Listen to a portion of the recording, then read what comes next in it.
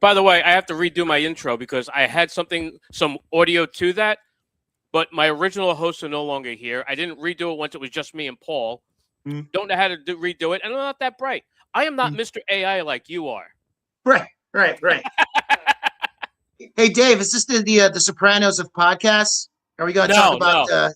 It does, although it does look like it on this end from right now. Right. Just a couple of Jersey guys hanging out talking trash. Looking swarthy. There you go. Dude, have you seen like these mob podcasts now? Like it's all popular now where these like ex-mobsters are like doing their own podcasts like Sammy the Bull Gravano. Yeah. His podcast isn't bad. I've listened. Okay. I only saw like clips of it though, but it's always funny because he's just like, then I whacked the guy, but it's all good now. I support the police, I support the troops, and I'm a good Christian now, so It's all good. So him and Michael Franzese, the same thing with him too. He's like, well, that was a lifetime ago for me. Yeah, of course, it was. Yeah, you whacked it. You may or may not have whacked somebody in '74. Gotcha. Hey, it's not snitching; it's content. Okay, so everything I say is this is common knowledge now. I'm not ratting anybody out. That's why, because I do listen to Francese's podcast a lot. Sammy the Bull I watch now and then.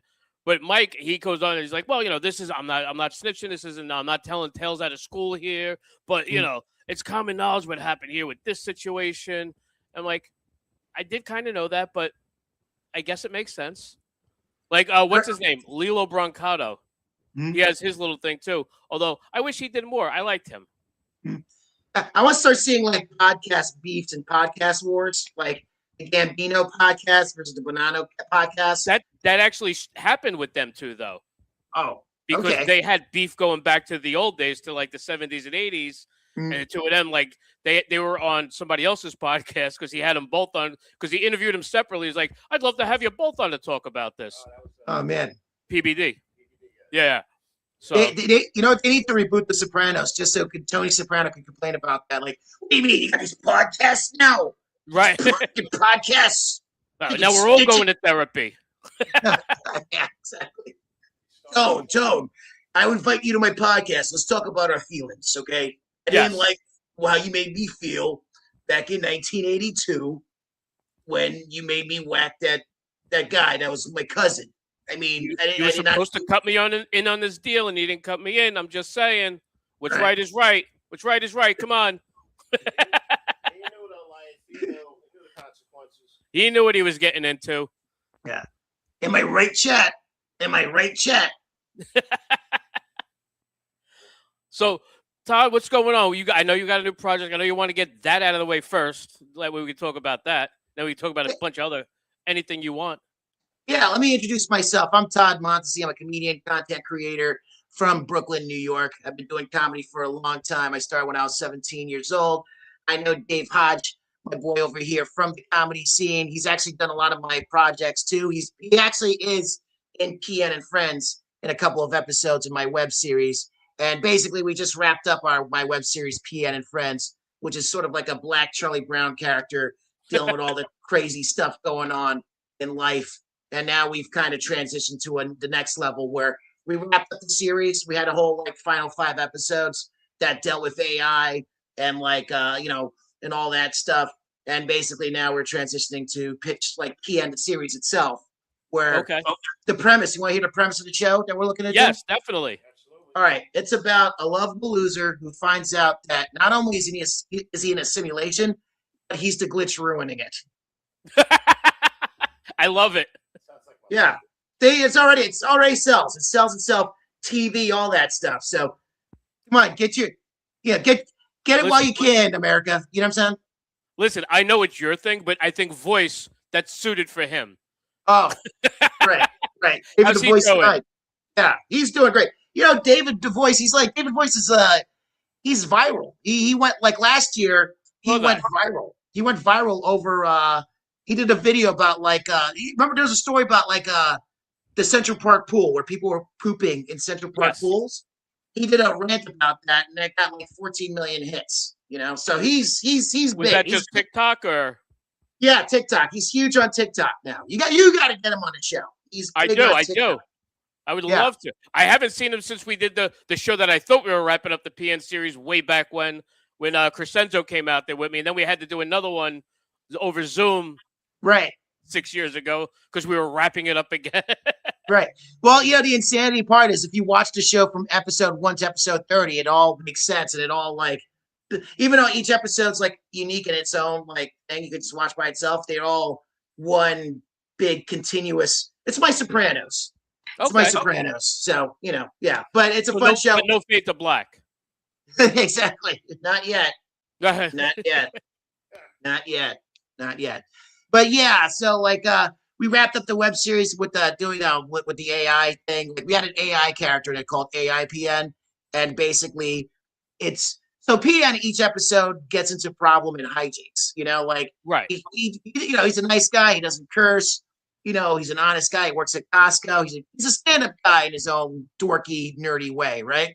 But he always gets into like these problems where we learned that AI might be the reason he's getting into all these problems. Like, he's being monitored by this AI being that's actually like sort of become his friend, like Single White Female wise. Remember that show, Right.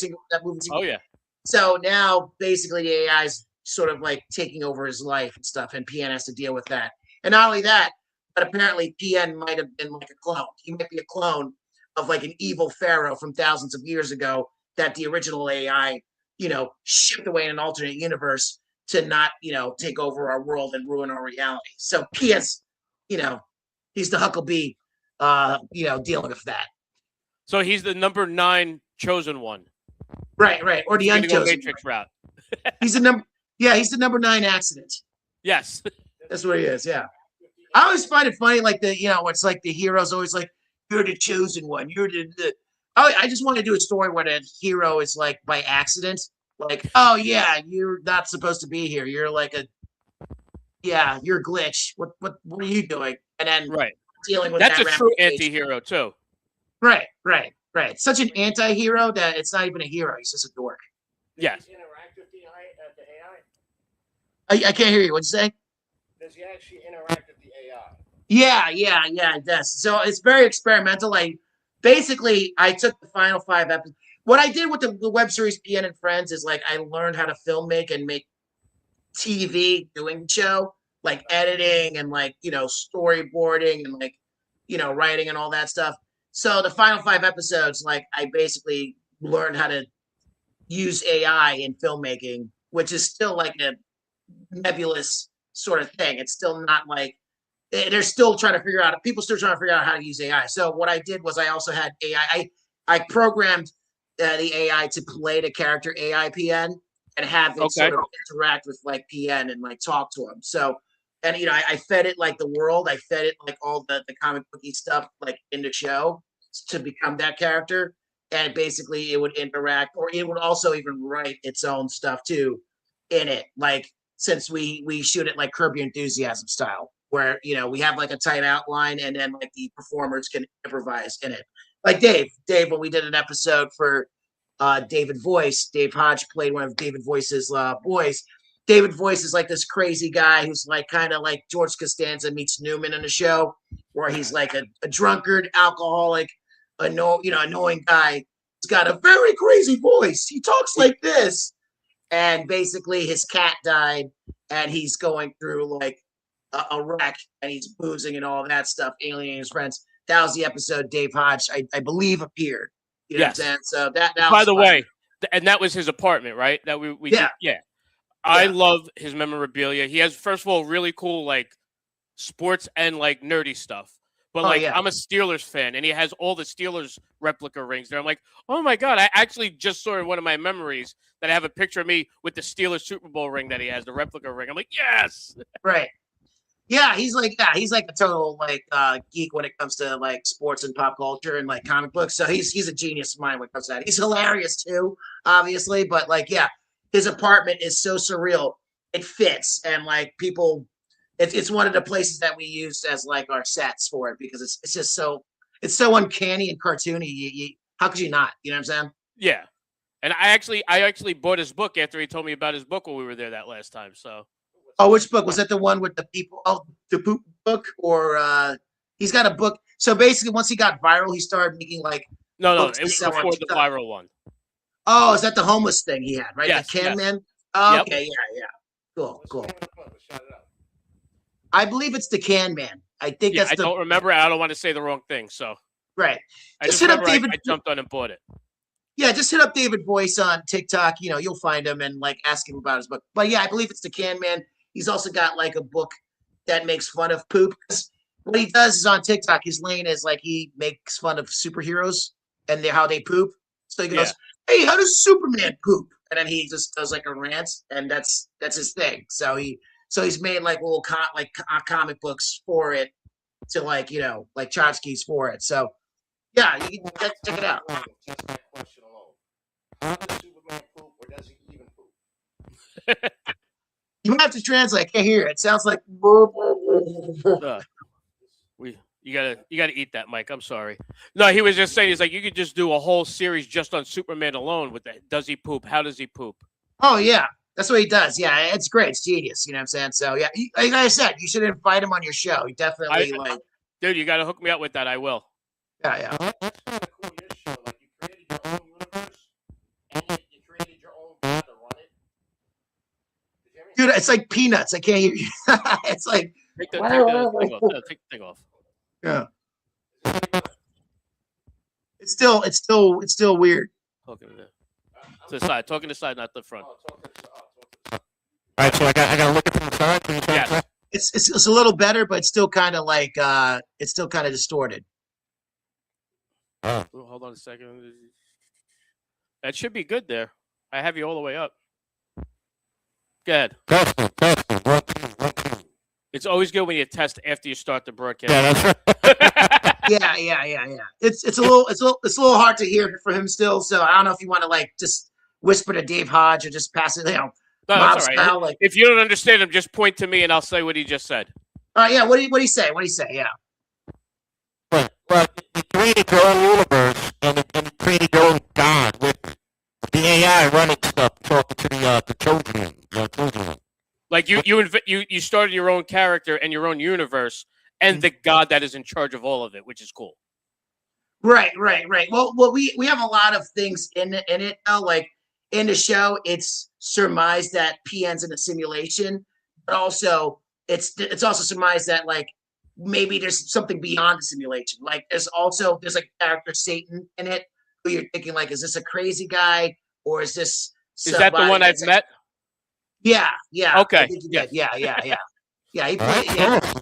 You created a God, a devil, and a Messiah. Right. And also, that's another thing too. Though I was raised Catholic, so that's the guilt and all that stuff. And I feel you, brother. I'm with you. Same here. Yeah. But I thought it would be cool, so I use a lot of like Catholic like stuff in it, though, like because I always thought it'd be funny having like the like a Christ-like figure who's an accidental Christ-like figure, accidental Messiah. And also evil PN, who's like PN's like main nemesis. That old trope of like the evil twin. He's like supposed to be. He's like the Antichrist. Like he's like this character that's trying to take over the world by doing stuff like, I'm going to start my own like cult, like an alt-right cult of like guys who wear Hawaiian shirts, and we're going to be called the Kali Yuga dudes. We're going to try to I'm going to use that type of stuff to like like propaganda. Like stuff You like should that. make their Christ like Tom Selleck, from freaking Magnum PI for the Hawaiian t-shirts. Oh yeah. But everybody needs a mustache too. Yes. Right. Yes. Or a baklava, or like a mask, like a baklava. Yeah. Yes. All right. Yeah, I like it. I want to You see should it check it now. out, dude. You should check it out. What's your name again? You're your partner. Bobby Bayonne. Bobby Bayonne. Ew. Yeah. You know what? Why don't you check it out and let me know what you think? You know what I'm saying? I'm trying to get listen, PN and Friends is a very fun show. Lots of talented, hilarious people in it. Check it out. You know what I'm saying? Listen. I agree. all That's this just because I've done a few episodes. Oh, hell yeah. Dude, you're a great actor, dude. You're hilarious, man. Like, yeah, when you go to the next level, we're taking you with us. You know what I'm saying? Just make sure you're cheap. You know what I'm saying? Listen, for you, I am. For everybody, you're cheap. What are you talking about? I am a cheap whore. You are right. Yeah. Right. Hey, do you have like any like memories of how was it like being in an episode? I enjoyed doing PN. Like I said, we did that one show at the apartment. We did another one where we were outside of the apartment, walking all around in the neighborhood. Mhm. And then we did the Zoom, like 1 or 2 over Zoom. Like Mhm. that one, not a fan of, just because the whole era wasn't a fan of. So, Right. but besides that, I had a blast. Like you're always a fun guy to work with and work around. Todd does a lot of shows around this. Are you still doing? You're still doing the UGG shows? Yeah. I'm still doing the Is shows. that We 16 right now. years now. Yeah, 16. Yeah. I think it's gonna be 17 actually in the fall, which is crazy. You know what I'm What do you saying? call that again? What show? UG UGG. Oh, Show. Yes, it means the underground comedy show. Oh, that's cool. Yeah, but we call it UG exclamation point. Oh, that's cool. I like it. Kind of sold itself. It's like hooks, man. Yeah. Yeah, Like I we said, started. I love doing the web stuff with you. I enjoyed doing your actual comedy shows. Mhm. My son enjoys your comedy shows, Yeah. and so it's hard to not like what you do. I appreciate it, man. Did you watch the episodes you were in? Oh yeah, definitely. Those are the ones I watch the most. Unfortunately, I'm a little vain. Hey, So- we all are. Yeah. But did you enjoy it? Did you enjoy like you being in it, like watching you in it? Like did it feel like Yeah. See, unlike some actors I know, and I'm not going to mention names, but I just said he went to your comedy shows, and enjoyed them. Some don't like seeing themselves on TV and on the screen. right? Are we talking Which about is just weird. AC? AC? Are we talking about? No, I'm talking about my son. Like, Oh, your he's son. like- Okay. He's Oh, like, really? oh, he's like, he's curious to see what he looks like, but that's about it. He's like, I just want to see my scenes. I'm like, all right, whatever. I don't care about anything else. I'm like, how do you not care about this movie that you've done like 2 scenes in? Like, what are Right. you talking about? You're making no sense to me. Yeah. We want to stuff over, like, I constantly want to watch this. Yeah. Like, I'm so freaking bad. I think it's not Right. my son did that Timothy Chalamet movie, the Marty Supreme movie. He was in Oh, okay. he was in 2 scenes. One got cut. I get it. The other was like, I think I'm too blurry in it. I'm like, all right. So when we freeze framed it, we stopped in a non 4K version. I can see you. I know it's you, only because you told me that was you. Besides that, I'm like, it's not that bad. I don't know. I'm like, there's a 4K version that I got. You could watch it. He goes, I don't care. I don't think I'm going to look good in it. I'm like, he doesn't refuse to try and watch it again. I'm like, are you kidding me? Like, I would kill to see myself. I would start showing it off to everybody I know.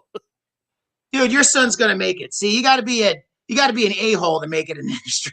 So he's gonna make it. He's everything. If that That were wasn't true, good you and me enough. would be much bigger. Right. Oh, so he's in Marty Supreme. That's pretty cool. Right? Yeah. He's They- if you've seen the movie, the scene where they get back on the plane to come back to the US from Mhm. China or Japan or whatever, like he's Mhm. one of the airmen helping everybody on board and Mhm. staring out the door. How'd they find him? I think he did that Actors Access, that one. Okay, that's cool. Because he doesn't have an agent anymore. He needs one, but that's a whole nother story. He needs a bunch of things. He needs Right. Yes, but what are you gonna do? Hey, Wait. oh, he's- Speaking of acting gigs, what about yours on Crashing? right. I How was did on that Crash. come about? Yeah, my one HBO credit. I was on HBO's Crashing for an episode.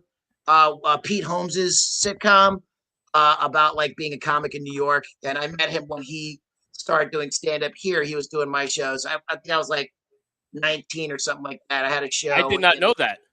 Right. It was him, Nate Bargatze, and I forgot there was another kid, Jamie Kilstein. I think they were like a trio, and they came to New York, or like they worked together and stuff. And like Pete Holmes was doing my shows. I think he wanted to recreate like his start, so he got me in as the MC on the show to like Gotcha, bring him yeah. up.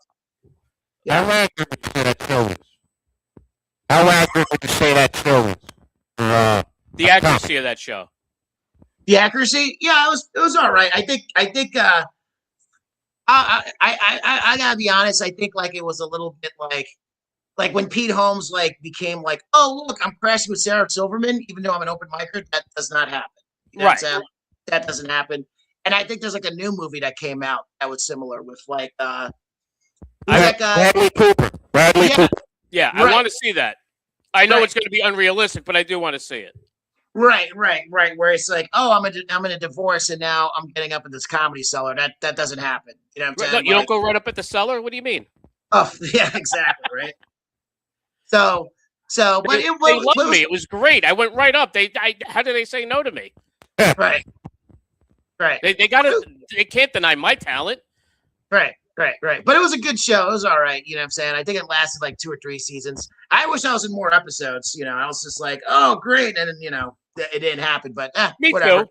Because I would Yeah. like to say no. The guy who's in these 3 episodes. Yeah. Right. Like I know Todd. You know he did not just Artie. I know Todd too.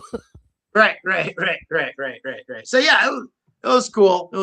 I definitely have an idea for like my version of like the stand-up show, but like it'd definitely be more grittier and more like real life. You know what I'm saying? Where it's Yeah. like more of the I won't name the establishment even though you have no problem because you're not there anymore. Saying no, don't worry about coming back. right. And they had the whole problem with the chairs and stuff over in the city. The last one I did the one with Gino and I can't remember the other guy's name and I keep forgetting it though. That used Tommy to write Amato? with what's that? Tommy Amato? Maybe is he the one that was writing for the Eric Andre show? No. Who wrote for Eric Andre show? Oh, is it Kyle Bostic? Yes, that's it. I gotta hear about this breakup. Nobody's showing up. There was an establishment that he used to be at that they no longer want him there. Even though he was bringing people there on Wait, what First was- Street. Oh, you mean that? Oh, well, long story short, they were in a good venue. You know what I'm saying? The place was like pretty dirty and like they didn't clean up. Yes. This is in the city. Yeah. The manager over there was hitting on our comics and the wives of like. You Oh, know, really? That I didn't know. That's it was a terrible. dirty place. It was a dirty place. That's why we moved out of there. And basically, right now, like we have a competition series. I'm actually pitching a stand-up competition series that we're right now pitching to a couple of production companies, a sports production company, like stand up as a sport, and like hopefully in the fall that'll happen. Right now, we're in talks to make that happen. So I had to suspend that show. For now, like a live show of it because we're packaging it for streaming and stuff. Okay. With PN also, I'm pitching around. I'm talking to a couple of AI companies as well, like AI film companies. So one of these things better hit, or I'm gonna jump off a roof. You know what I'm saying? You're going to be the guy that has 4 things hit, and next thing you know, like we're never going to find you again. You're going to be too big for the rest of us.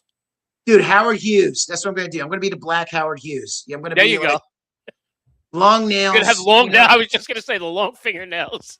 Yeah, Trying to hide from the whole world. Like, no, get away. Give me my money. Exactly.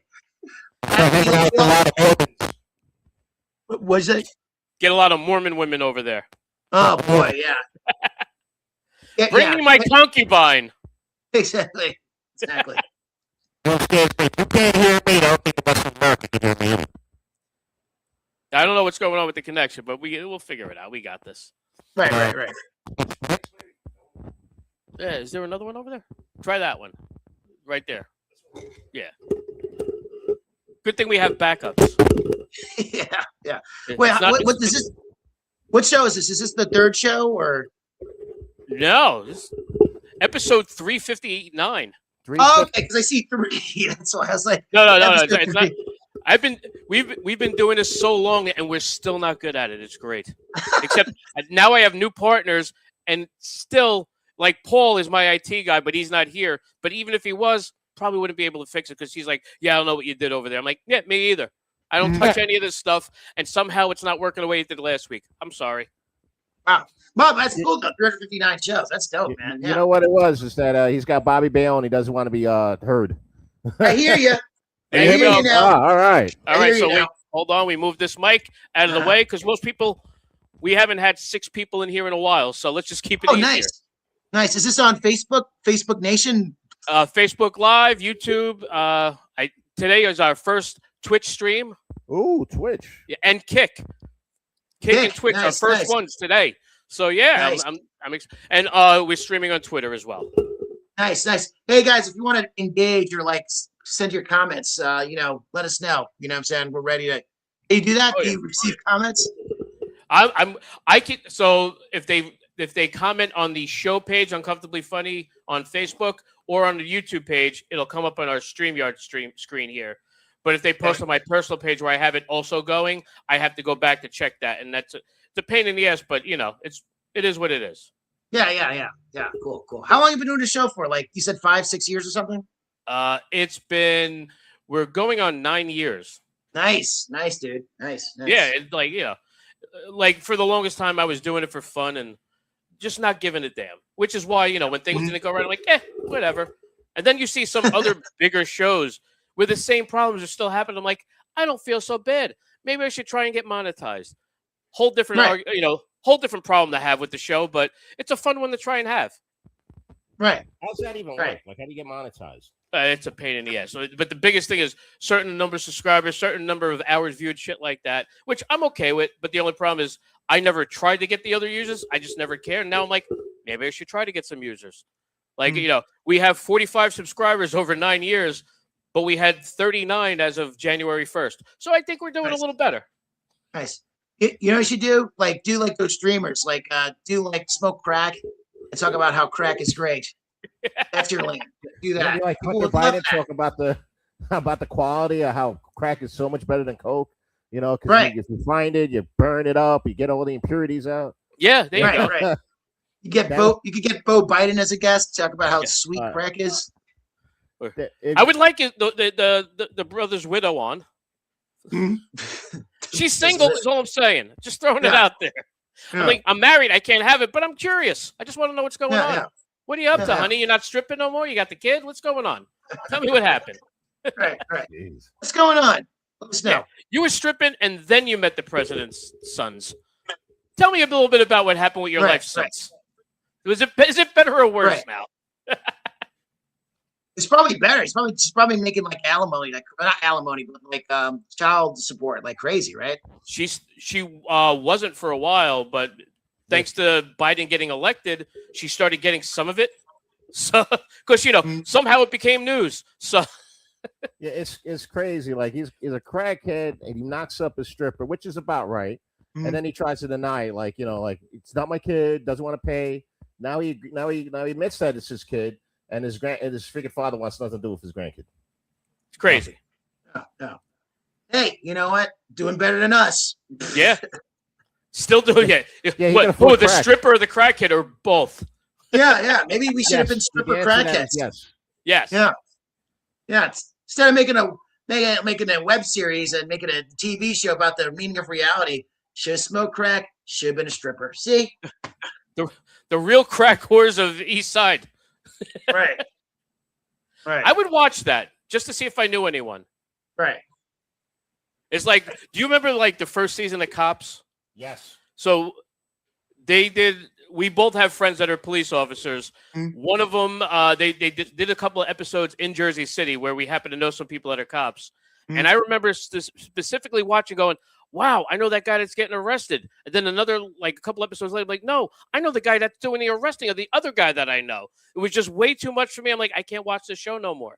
You got too close. You got too Yeah, close. it was way too close for me. And thankfully not a relative, so I'm good. Yeah. On either end. Right. I Was remember that Jersey? episode because they had this really fat cop that I actually know that caught this dude that took off on him. Like, there's no way he's gonna catch this guy. And the dude instantly gave up. He hit the curb and his fat fuck just grabbed him. That's terrible. He's like, how do you not outrun that guy? Yeah. Oh man. So where are you doing the UG shows now? We still at Secret Port in Bushwick, which is at 1114 DeKalb Avenue in Brooklyn. Sunday I like night, that 9 spot. Yeah. It's a Was fun that room. place actually like a speakeasy, or they just designed it to look like it?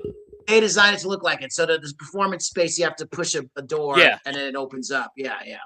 Like that part I like. I'm like, all right. Like I walked in there a couple times. I'm like, oh, like I got there really early that one time when I was waiting for my son. I'm like, let me check this place out. I'm like, I don't see any comedy show. Well, this sucks. Mhm. And then they were like, "Oh, you're looking for the comedy? You got to hit the door and hit the thing, and that way the door opens." I'm like, "Oh, okay." So then I went in there, like, "All right, cool. I'm hanging out." Did you Yeah. need a password or something? No, it was just like a secret door that you had to go in. It was pretty cool. That's freaking Password is yoo-hoo. Yoo-hoo, yoo-hoo. By the way, I love Yoo-hoo. So do I. I was thinking exactly the same thing. Yoo-hoo's amazing. It's delicious. Yeah, it's like chocolate and milk or something, or chocolate. Is it And No, not chocolate even milk? milk. Or is It's it, whey protein. Yes. that's It's healthy, slightly right? healthier for you, which is weird.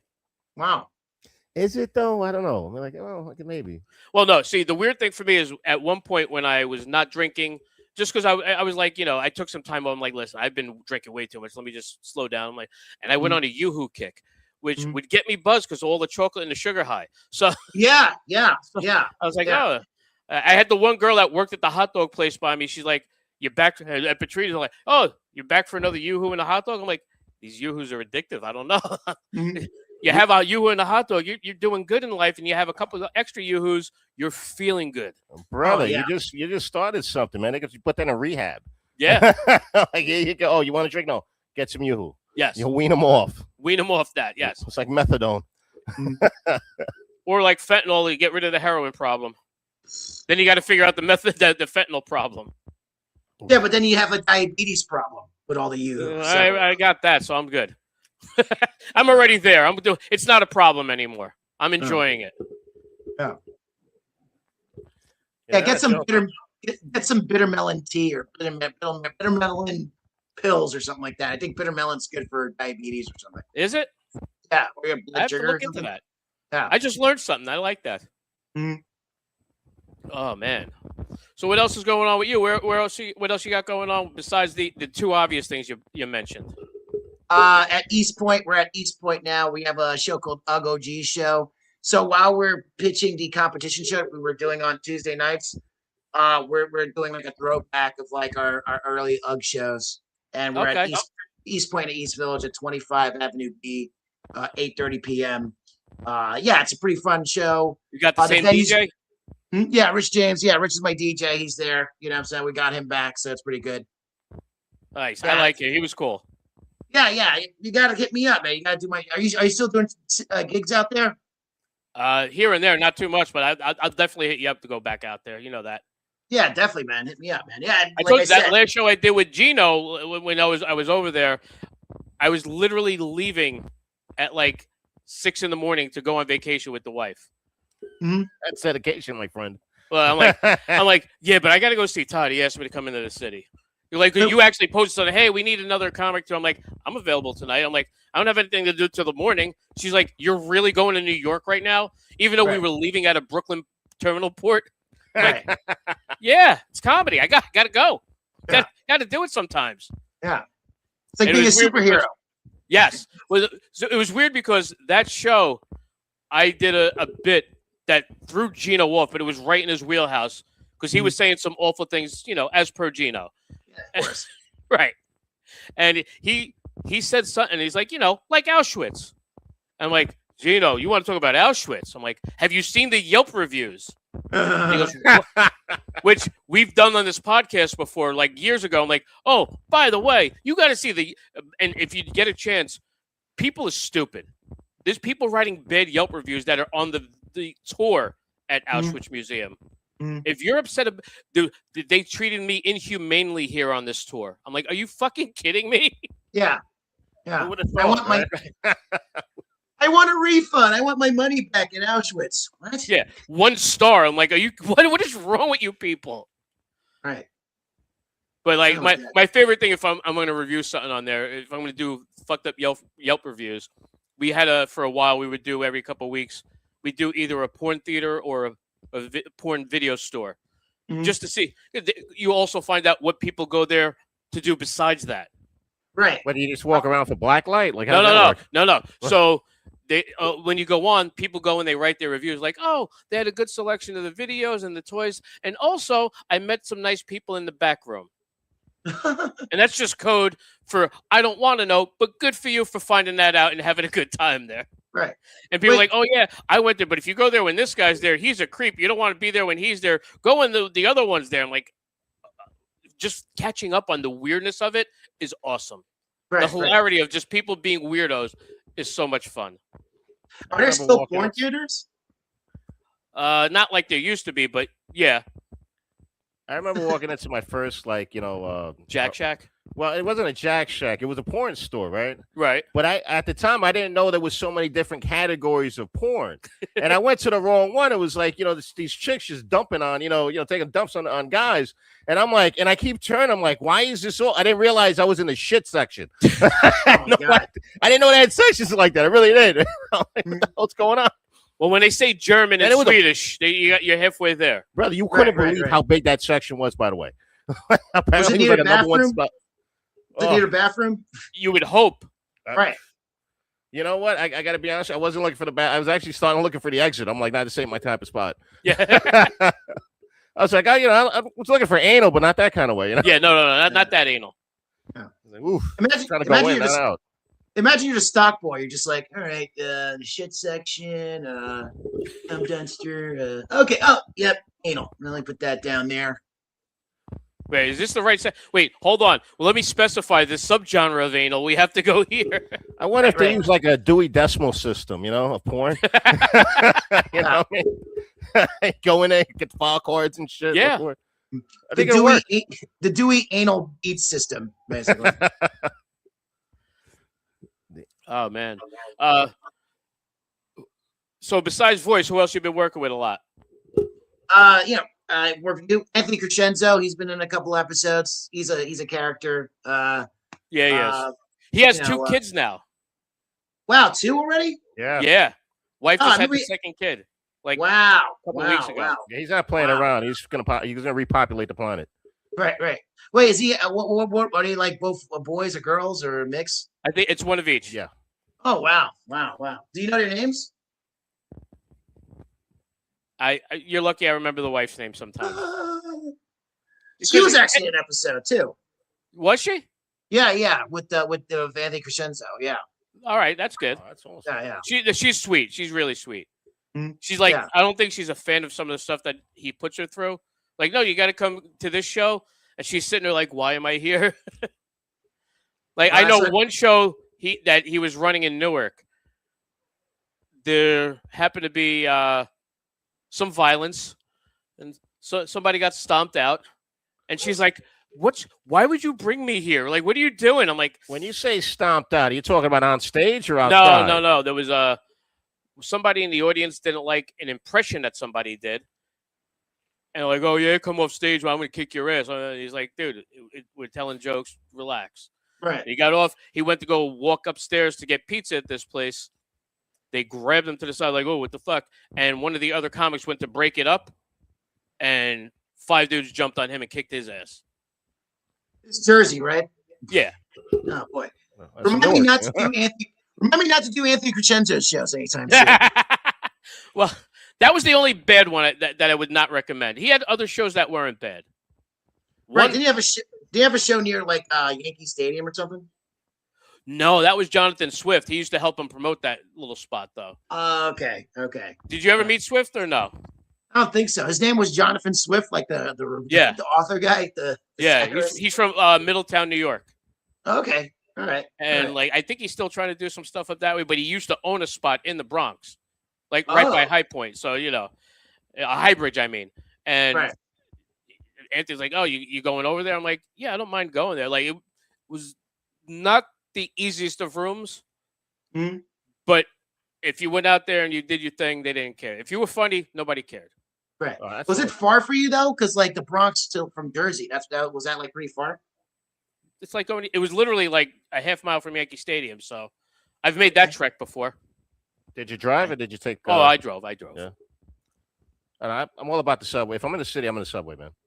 I It can't depends on where drive. I'm going because I want to be able to get in and out. Yeah, well, I'm gonna stop. I'm gonna stop at a couple bars first before I go home. Well, it's different, yeah. I can so- still do that while driving. You shouldn't, It's but not, I can still do that while driving. it's not the driving. I guess me. It's the parking. Where do you park? There's like signs. Like you got to pay for parking. It's like $30 freaking. Come on, man. Well, going up to the Bronx, I didn't have to worry about paying for parking. Actually, Swift, he had a lot for the comics. Oh, that was. Oh, that's Yeah. So he could fit like 5 cars in there. So if you got there early, that was encouragement to get to a show early. I wanted to make sure I got in the lot. Right. That way I wasn't just having the car left on the street. And then you go. So the bad thing was he would have people coming in there, and there was a cover charge. Unfortunately, not always enforced because some people were not the nicest of people. And he's like, all right, man, come on, just fucking keep it down, though. And then they were not buying their drinks because they were bringing them in with them. So he wasn't making money on that. He's like, what do I do? He's like, I'm not going to start fighting everybody in the neighborhood. I don't live around here. I'm not doing that. Like, if they come in there having a good time, I want them to have a good time. They'll tell people to come by. That might pay now. That sounds like the Bronx. That sounds like the Bronx. That sounds like the Bronx in a nutshell. But it was I did it a few times. I missed that place. It was a fun little room. Jeez. Last time I hung out at the Bronx, if I'm going to a now, if you walk the wrong way or park 3 blocks over, you might die. But you ever go to a project party in the Bronx? Like a party I've seen, like in a projects? No, not in the Bronx. Brother, I went there because I was hanging out with this other Puerto Rican dude, right? Go to visit his sister. We're having a great time, and I brought this white chick, right? Big booby, I'm telling you, she was a cool girl, but it was a mistake because she was, her husband, this chick's freaking husband started talking to her. Nothing inappropriate, but this guy's sister got kind of hammered. Before I know it, bang, straight in the mouth, dude. Like just like nearly knocked this chick out, and she wanted me to do something. I looked at her, I was like, "You understand? If I fought anybody here, I'd have to fight everybody on the way down too." Yeah. Like I'm gonna get my ass kicked from everybody in the building and who's ever waiting outside. No, we're leaving now.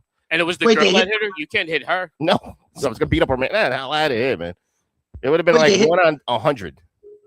Huh? Hit the blonde chick. Yeah, straight the girl, the sister. My boy's sister just clocked her right in the freaking mouth. She didn't say anything inappropriate to the guy. The guy was talking to her, and next thing you know, this girl got freaking heated. Bang! I'm talking about straight right to the mouth. And I saw it when it happened. I was like, shit. It's like, what am I going to do now? Time to go home. You're damn right. I'm like, I had to take, like, she didn't understand. I had to tell her, like, you better shut the fuck up. Because it's like everybody's looking. I don't know if you know anything about the projects, brother, but it's like one community, man. Like if somebody an outsider, I know about the projects. I'm black. Yes, you know I know. Yes. But you know what I mean? Like you're from Stywick, right? We know. I'm from Flatbush. I know. I'm talking about your old joke about that.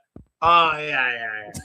But you know how it is, man. You get an outsider gets in a fight in the projects, but he's getting his ass beat every floor on the way down, and there's gonna be guys waiting outside for him. Like, I was like, no, we're leaving now. It was like Escape from New York. I was like, get the fuck out downstairs. We're going. Oh, I don't know what happened. I know what happened. You talked to the wrong freaking dude. Yeah, that sounded like Scarface. Remember that Scarface movie where like Tony Montana was like obsessed about his sister dating. So there's like a reverse where like the sister was pissed off that the brother was talking to the big boob. No, it wasn't a brother. It was her husband. Oh, okay. Yeah. It was husband, boyfriend, whatever. Yeah, and I'm telling you, again, she wasn't like flirting with the guy. She was, and we weren't even there that long. If we were there for a half hour, we were there for like a freaking year. You know what I mean? It was nuts. It was like 2 seconds of conversation. This girl said, "Oh, this white bitch is talking to my man." Bang! Called her right in the freaking mouth. Oh my goodness. That was it was freaking nuts, man. And I felt so bad for her, but I'm like, I should have knew this was a bad decision.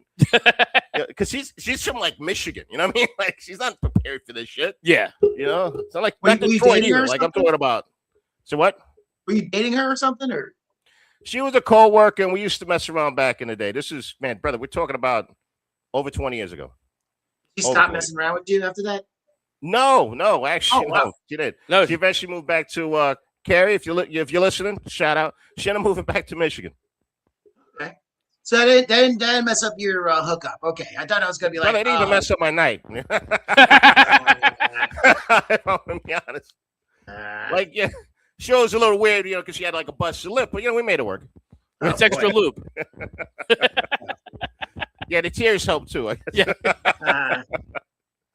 But oh man, I felt so bad for him. I'm like, hey, well, projects. Sorry. Uh, You said you wanted to go to the party. I took and you to that's the party. That's exactly what happened. She knew I was going to this party, and she wanted to go because she knows Manhattan. I'm like, this isn't Manhattan. This is the Bronx. Kid. Yeah. It's just a different animal. Like, all right, mind your P's and Q's. It's like even going to Brooklyn back in the day, you'd have that same type of problem. Like, yeah, you're not partying in Manhattan. It's totally different here. Please stop. right. You can't Well, act like that here. Right. I was gonna say things are a little different now. Like the places are more calm now, except the Bronx. The Bronx is probably the same thing. It's still the 1970s over there. You know what I'm saying? Yeah, they haven't gentrified that much yet. Right. That's what the wildlings are. Right. You might get that one corner where Jadakiss has the juice place, but that's it. Right. Outside of that store where like 5 hipsters go to, as well as the locals, like you're not getting any safer than that. Right. No, you are not. Maybe Arthur Ave, you're kind of okay, but besides that, nothing. Hey man, yo, I gotta bounce. Soon, No, I got you. But dude, man, yeah, thanks again, and like, yeah, I just want to say if you want to check out PN and Friends on my YouTube page, Monty Killer Vision, and just Google PN and Friends. And I'll add some sitcom. links to this episode and make sure I send this out and make sure I let him see some more of the episodes as well, so that way he can get on board with it. And I definitely hope to see you soon. And if you can, hook me up with Voice to get him on here one Monday. Yeah, definitely. Just Or not you next hit 'em week. up. Holiday week. We can't. I'm not doing next week. Right, Yeah, that's right. Memorial Day. I can't believe it's this early, but sure. Yeah. All right, yeah. Todd, you got anything you want to plug besides that? Anything you want? Your Instagram? Anything? Yeah, my Instagram at Monty Killa. Follow me there, Todd Montesi. Google me, and also you can follow me on PN is awesome. For my character's Instagram, PN is awesome 1 on TikTok, and all that stuff. Just Google me, Todd Montesi, PN and Friends. PN is awesome, and you'll find that stuff. Watch, spread the word. I'm also on PN's on Cameo. Look up PN. PN's on Cameo. Yes. He's doing $1 cameos. $1 cameos. I might need one. Yeah. Brother, it was Yeah. very nice meeting you. Nice to meet you too, dude. All right, take care, Todd. Thanks a lot. All right. Take care. Thank you. Later. Dude, he's freaking awesome now. Hold on, so let me see if I can find I'm thinking about it. That actually happened over 20. It was like 27 years ago. I don't even think. No. It must have been almost 26 years. I just hit 21. Poor There you freaking go. girl. this is the IMDb page for his show. That's cool. Yeah. So it was always fun though. PN and Friends on Instagram, you can check it out there. I had to unfollow specifically the page just because if I didn't, I was starting to run out of people I could follow. But I follow him, so if he has anything up on the other one, I can always cross-reference, and I can still get in there. So it's good. So is this Dave Hodge going to be a Hollywood bigwig soon? What's going on, man? First of all, I hope, but probably not anytime soon. You did a freaking come on, man. You did an episode. Somebody's going to watch it and be like, "Holy shit!" Now, my thing is, I think my final chapter, besides comedy, I definitely want to be behind the scenes in showbiz. Yeah. Yeah, really? I think there's a market in show business for like people like, oh, that movie can never be made, and I'm like, why not? There's actors down the willing to work for a low budget, and if somebody's willing to watch it, there's a market for it. Well, now that you say it, I mean, I think everybody's working in a freaking low budget now. I mean, because nobody's That too. making that kind of freaking money anymore. No, nobody's making $50 million a movie now. Hollywood's dead. Everybody's moving over to the East Coast now. Yeah. Like Bayonne. Bayonne has a freaking studio. There's another studio where. Which one is in Bayonne now? Shit, I forgot the name of it, man. But it's huge. It's freaking huge. So I know they had something there, but where the MOT was, but Yeah. You know what? I don't know if it's by the MOT. I think it's by Prospect. To be honest with you, but that would make sense that they had one. By the military. yeah, well, you got to go down Prospect to get there. Yeah. So. But I know where the Fort Monmouth was. Netflix owns that now. Yep, that's correct. And Like, they also moving this to stuff freaking. just popping all over the place. And they got the Carolinas. Yeah, A lot of And guys are moving to- Georgia. Yeah, Georgia. You're right. I forgot about Georgia. You're Yeah. right. Yeah, Hollywood's dead, man, and like everything's going low budget because they can't make their money back. No, Like how do you produce $100 million film and get 25 million back? right. Like it just doesn't make sense. Well, it's not just that. So I was watching Rogan a couple of months ago that he had what's his name on, Matt Damon. Oh yeah, Matt Damon and Ben Affleck. That Right. was a good episode. But what Matt Damon was saying, he's like, yeah, like you got to remember the model was we could have this, and even if we don't make the money in the theater, we have DVD sales and VHS. That's sales. right. Nobody's buying either one of them anymore. You know what sucks about that? A lot of movies only became big Because of that. because of that. Yeah, like Yeah. Shawshank Redemption, that bombed, Yep.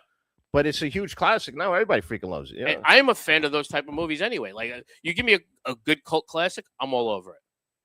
Absolutely. Like, and not just that. Like I miss the old B movies from like the 80s.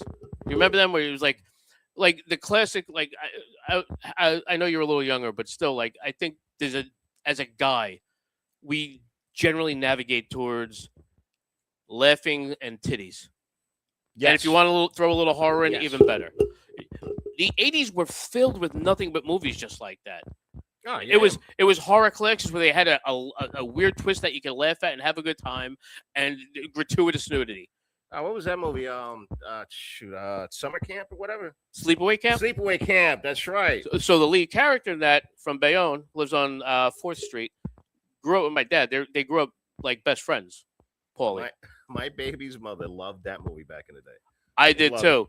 I did not. The I did ending not see scared it. the shit out I of me. did not see it. Dude. I saw it, but I did not see, I didn't see the ending coming. Like there was No, I don't nobody know. saw the ending. That's what made the movie great. Oh man, I was like, holy! And it's stuff like that when people are like, oh, we never dealt with the trans stuff before. I'm like, we had movies about it. Are you kidding me? You're right. Like, it's not that we didn't do it. It's just that it wasn't forced on us. You know, there was sequels on that, and that person actually There was transitioned. There was 6 of them. Yeah, really? I I thought yeah. it was 2. I should. No, it was at least 5. I know that. But you're right. It was all. It was. You got the Friday the 13th series. You know. Film series. Let's see. 2 film series. Like, all right. Of course, this stopped There's at 1 and least 2. 3. All right, whatever. But like, I know there was a Sleepaway Camp 5. Return to Sleepaway Camp Return in to- 2008. Well, how old is the lady? Oh, they had to have a. That's her right there. No, that's her. I follow her on Twitter. She's 56 and looks terrible. Yeah, I was. I didn't want to say anything, but I was gonna. I was thinking like, looks like she's transitioning back, right? Like she hit the when I say she hit the wall, you could see where the wall hit her. Oh, come on. You know, we're being a little unfair. She's studying for the age. She's doing great. I mean, come on, 56. I years old. can't say that. I'm gonna be 55 soon. I can't say that she looks good. Well, you know, She looks good for 66. That's the nicest thing I can say. How you figure with all that, with all that sleepaway money, you should do something about her teeth. Yeah, I didn't even realize that at first, which is just weird. Wait, my favorite thing. Speaking of fucked up teeth, there's a. Did you ever watch Smallville? Yes. Do you remember what's her name? Played Lana. She got caught up in the sex cult thing with the blonde one. She was a part of that. She's the one that introduced the blonde one to it. I just found that out within the last couple months. Did she get jammed up too, or what? No, that's the best part. I'm like, wait, so she gets away with it? She's the one that introduced the blonde one. That's And I'm so terrible with names, I can't even really do this justice. All right. Kind of makes you want to start a sex cult. Listen, I just want to start a cult regardless. I just think those are awesome. I think my wife allowed me to do that. That's good. Bring in the money. She'll let you. Yeah, you might be right on that. The Chloe Like, Chronicles. it's not all right. cheating if I'm clearing $10 million a year. Right. You're a part of this, honey. You're my secretary. Wait. It's just advanced pimping, you know. Yeah. She was like the bottom. That freaking girl was like the bottom bitch. Allison Mack was the blonde chick that got caught up. Kristen Cruick. Oh wow! I do remember. Damn, she was gorgeous. Look at how white there. Not so white in the back. Yeah. Every season, first couple episodes, the front's bright white. By the middle of the season, they were all the same color. I'm like, she had them white in the beginning. I get it. Like, pretty smile, but I'm like, that's weird. You ever see? I got a couple of friends of mine that would whiten their teeth, and and I'd see him like a couple of days later, and it got distracting because it's almost like glowing out Yeah. of his mouth. Like, It's like I don't know if you ever seen that episode of Friends where Ross had his teeth whitened. yes, it's just dude, man. It's like you can see him from across the street. Yeah, it looks crazy. Their Well, mouth is closed, you've and done it's still RTB, glowing. right? Yes. Oh, now And I love Rob and his brother. I'm Look- just going on the assumption those might not be natural. Right. Okay. All right. They'll tell you too. All right. I don't need to ask. I'm just I don't want to know anymore. I'm like, good for you guys. just seeing it like I'm like, ooh, that's that yeah. But you would think if you're paying that much, because it's a full set. All right. So if you're paying that much, you think you would get ones that were appropriate. Well, at least blinded to your face. That's like appropriate for you. Yes. Like I have an implant, one of my molds, actually two of them, and they'll come and they'll look at like the freaking yeah, the coloring and the, coloring sizing is- and the exactly. The coloring's formation great. of your face. And they'll show you, and they're like, "Oh, I want the white one." Yeah, the rest of your teeth aren't white, bro. Yeah. They make sure that you get the coffee, cigarette, freaking Yes. yellow. Well, Which I've is what my teeth. I've look had plenty of caps. I graduated high school in '89. I went in the Army almost immediately. I was supposed to have my wisdom teeth taken out. Never did. Never. I got pressured into not taking sick call. I have that done. like. Uh-huh. So I'm like, I'm fine. They don't bother me. Never did anything about them. 1997, I'm at a bar with some friends. I was in college at that time. I'm hanging out. I'm partying. We're fucking around. And I accidentally, so my friend was trying to put a Cowboys hat on me. And I literally was fighting him on that. And I went to go push him away and wound up, as I was doing that, hit myself in the teeth with a beer bottle. And it caused the one tooth to crack, but everything shattered, top and bottom, because everything was pushed in and I never had it fixed. So I've spent the last 30 years replacing all of my teeth because none of them So have you sat knocked right down since. one domino, and the rest of them. The just rest kinda, have been falling for the last 30 years. darn, man. And if I had one of those original teeth left, I would show you, like, look, you can still see where it's cracked. That's crazy. I was I got lucky with my teeth. Like all my problems are in the back, like back molars, whatever. Never, I still had that awesome smile. Well, that's where my problems were. Yeah. And then I didn't fix them. Wow. So that just kind of screwed me up, which is just a whole different weird thing. It's why do we have these wisdom teeth anyway if they don't fit our faces? Like, how do, like, was it like a Well, glitch in the system? It's good for when you want to, like, chew meat. Like, you could cut the meat from the front. You could when you cut them with the front, you Yeah. chew it with the back. Yeah, but not that far back. Well, originally when we were still not cooking it and the meat was a lot more raw, and you had to chew it better back then, like 3,000 years ago. So it's like a conveyor belt. Like it just kept going. Yeah, back. as you went back, you chopped and it went down, and you get it smaller and smaller. That way, it would be digestible. Yeah, about 10,000 years ago, we had teeth in our throats. Ugh. As we swallowed, they just kept chewing. And some people, like in that movie Teeth, that woman had it in the vagina. I never saw that movie. I have never seen it either, but I know about it, and that's enough for me.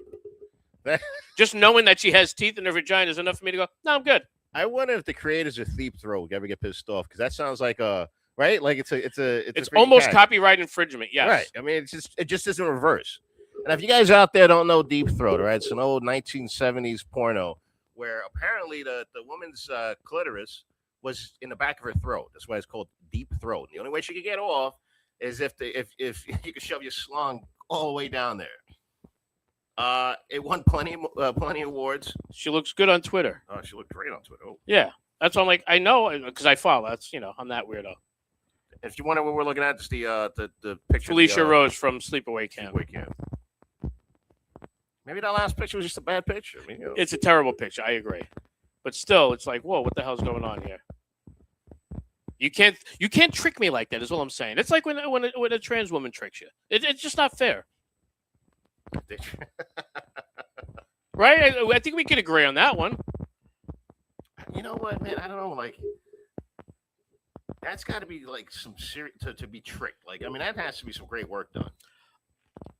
Well, that's why I don't date Asian women.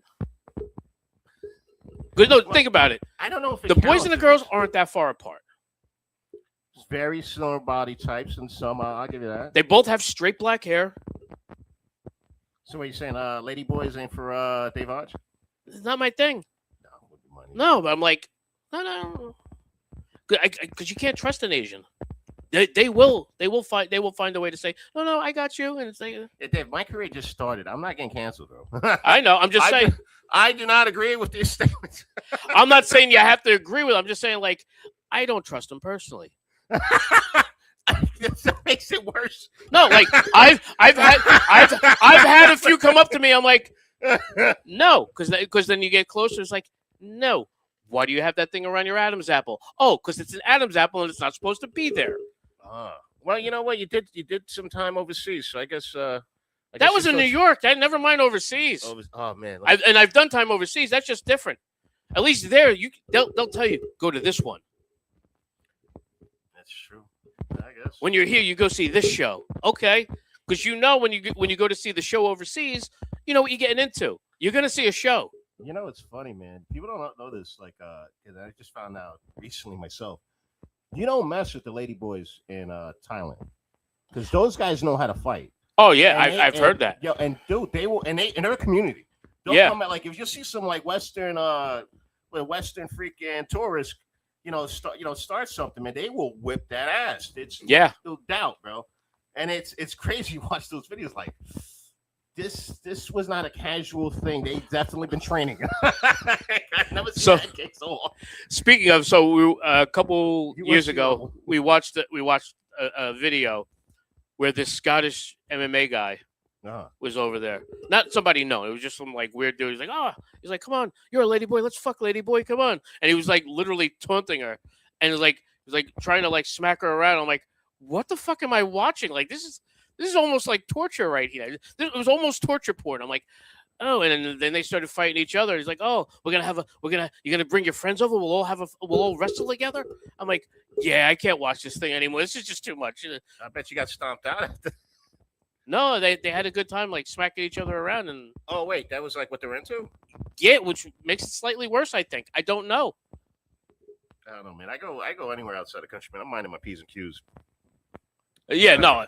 I had a friend of of mine's brother was got arrested in Thailand, and he said something messed up to fuck with one of the cops, and they beat his ass I believe and it. they threw him in the freaking cell, messed up, and they had a doctor just come in. Like they didn't go to take him to the hospital. They brought the doctor in, to check him, whatever. And then a couple of weeks later, my boy freaking heads out there to go pick him up and bring him back to the States. No, I had when I was a child, unfortunately, my dad taught me that lesson, and he's like, listen, you don't fuck around when you leave the country. No. I'm like, okay. Now, my dad taught me many great lessons. Most of them I was too young to understand or should have known about at the time. We never appreciate it. No, but as an adult, I'm like, I get like, speaking of that, so there was a movie back in the 70s, Midnight Express. Yes, I remember that. Yes. Fucking Dennis Quaid in his best role, I think, outside of being Cousin Eddie. But Independence Day. It's hard to take that one away from him. But like, that was like one of the first roles I've ever seen him in. It's basically about American tourists trying to smuggle black tar heroin into the U.S. Oh, you know what? I'm thinking of the wrong movie. Midnight Run, you're thinking of. Yes. I always confuse them two Yes. also. Exactly. De Niro and what's his name? Yes, that's Yeah. exactly what I'm thinking of. Also a great movie. That's Yes. the thing. Not totally different premise. One has a criminal trying to escape. The other one's criminal trying to escape. That was actually one of the first movies I have ever recorded off the TV, like off. Remember? Oh the yeah, I VHS? remember One of the VHS recording. one of the first movies. I think one of the first ones for me was Johnny Dangerously. Man, that was a great movie. That's a classic. Well, he's just a great dude. He's such a great actor, man. He doesn't get enough accolades, No, right? he's definitely underrated as an actor. Oh, Michael Keaton. You know what? He played in this movie. Mr. Mom, Well, Mr. Mom was funny, Multiplicity. but he played in this movie, man. It made me cry. It was called Life or My Life, where he's dying of cancer. Queen Latifah was in it, like towards the end. So when she wasn't like a big, she wasn't a big actress at the time, like as like a home Right. health aide. And this guy, the entire time, he's trying to, he's trying to fight this cancer, but the doctors are saying there's nothing else we can do for you. And he starts doing this holistic stuff that's kind of keeping him alive. But the entire time he's doing this, he's making videos for his kid because he's got a child on the way, and he's unfortunately not going to be around, obviously, when he grows up. So he's got videos showing him how to shave, videos of like him reading books to him. I like that. It was, dude. It was great, man. But it was not a funny movie, bro. No, but see, but it was I cool. contemplated doing that, and I'm kind of happy I didn't. But I think it would have been something cool to have done, as like a hey, this is what you should do, kid. Like, just for my son. But now my morbid reason for wanting to do it is since like I was 2 or 3, I've been obsessed with me dying. Really? Yeah, like there's nights I don't sleep because I'm like I think I'm gonna die like this tonight. Like, my insomnia is based on me dying most of the time. Huh. And also, sometimes me, oh my God, I can't believe I lived through that in my dream. And I'm awake for another 5 hours. Like, I have fucked up shit in my head. We'll get into that another time. But, like, so I was like, this kid, what if I die before, like, he's old enough to know? I'm like, I want to give him life lessons. And I'm like, I'm glad I didn't because that might have fucked the kid up more, though. You're right. Like, my dad's talking to me from beyond the grave, but like I guess this generation grows up with watching these videos, so Oh, yeah. it's also different too. So I wasn't. So I'm kind of glad I didn't. Kind of glad. I wish I would. I don't know. Shoot, man. It kind of made me think about it. But I'm like, I'm not gonna go freaking get a recorder.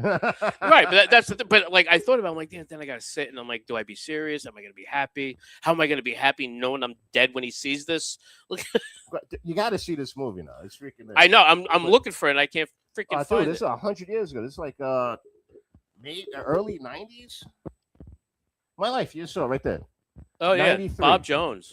Wow. Dude, it was freaking. It was a fantastic movie, man. But I'm in. you saw the progression too of the disease. It was like, it was something, man. But it was heartbreaking. I gotta check this out. It was, it's like bittersweet. You know what I mean? No, I like he's a very good actor. You're right. Oh, it's fantastic. Not just the funny stuff, not just the And he took off to be around with his family after he made all his Batman money. Really? He took time off, and he says that. Well, I know what was it? Martin Short did that too. Well, he had to do it. He was a Right, he single, was taking care of the- single dad, and which Took care of the kids after. Yeah, I was terrible. But tell me, Little Shop of Horrors is one of the best movies ever. have you ever seen the original No, with Jack Nicholson? no, He plays the guy that goes into the dentist and he's into getting pain from the dentist. no, that was Bill Murray in the one I saw. But Yeah. Oh man, no, That was Jack Nicholson. Like that was the only person that had that I believe that did anything else with their career. But I could be wrong though. But it was like, oh wow. Little Shop of Horrors. I had no idea there was an early version. Yeah, talking about reoccurring dreams. I never dying wasn't a big thing for me, but oh yeah, there is. But for years, I had this reoccurring nightmare about nuclear warfare. Well, I did too. Yeah, because they bombarded us Yeah, with that we- as kids, man. The 70s and 80s, we were just the when the bomb comes, do we get under the desk? No, we learned that lesson. Our parents had to learn that one Yeah, when they did those drills back in the day. every place was. Yeah, guys, if you guys don't know this, back in the 80s, every school was a fallout shelter, Yes, and they well, they were and they nice were built big that way. brick Yeah. buildings just Yes. for that reason. But look at this. Yeah. I don't know anybody from these. From And this if you movie want except reoccurring nightmares, watch the series The Day After. was It- that a series? I thought it was only one. I thought it was One a of- miniseries. Maybe it was like 2 episodes, but yeah, you're Something like that. Because Yeah. oh man, I was like talking about hopeless. I was like, Yeah. it's like that's when you're like screaming for death. Like it's like if it's gonna happen, I want to be, I want to be where it goes off. I don't want to be on the outskirts. Take me out immediately. Well, that movie gave me nightmares too. Oh hell yeah! Like I already had those fucked up thoughts in my head. And now I'm like, oh, I'm just gonna melt.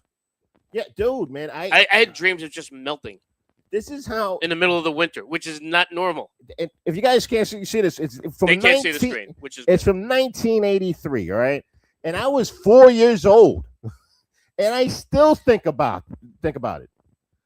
Freaking nuts! Oh, so it wasn't a series; it's just a long movie. yeah. All right, it was. It was a 2-hour movie, but it was a made for TV movie. So it was yeah. I think what it is with the rebroadcast, they had it 2 1-hour episodes after the original airing. I think you're right. I think that actually makes sense. Yeah. But it was after Reagan saw this movie. This is how impactful this movie was. It was after Reagan saw this movie that he called Gorbachev like, yeah, we should probably We got to work this this out. We got to work this out. We're all gonna die. Let's Yeah. work this out. And it's not even the deaf part of it. It's the guys that live that's what it really sucked. That's the shitty part. Yeah, the Yes. people that lived have it worse. I'm like, wow. Yeah, you were 'Cause hoping if you that one melted had died. immediately, you were good. Oh yeah. Oh, that you won the prize. you won the lotto. You didn't get to live with the fallout and the cancer and the nuclear winter. Or about those guys that had the bomb shelters? Oh yeah. Now you're stuck in your own freaking tomb for the next 10,000 years. How's that? Yeah. Yeah, you pray for death, my friend. Take the cyanide pill. Huh? Or it's like, oh wait, yours didn't work. Oh man. Or it's like, do you ever watch what do you call it, Twilight Zone? Yes. With that episode with the family that had the only family that had the fallout shelter, and everybody's trying to stay with him. He's like, no, we only have enough provisions for me and my wife and my son. No, all of you, get away. Like, are you really gonna let us all die? It's like, well, we're all gonna die if I let you in anyway. Like, Right. There's no freaking. That was a great episode because guys ever watched that episode?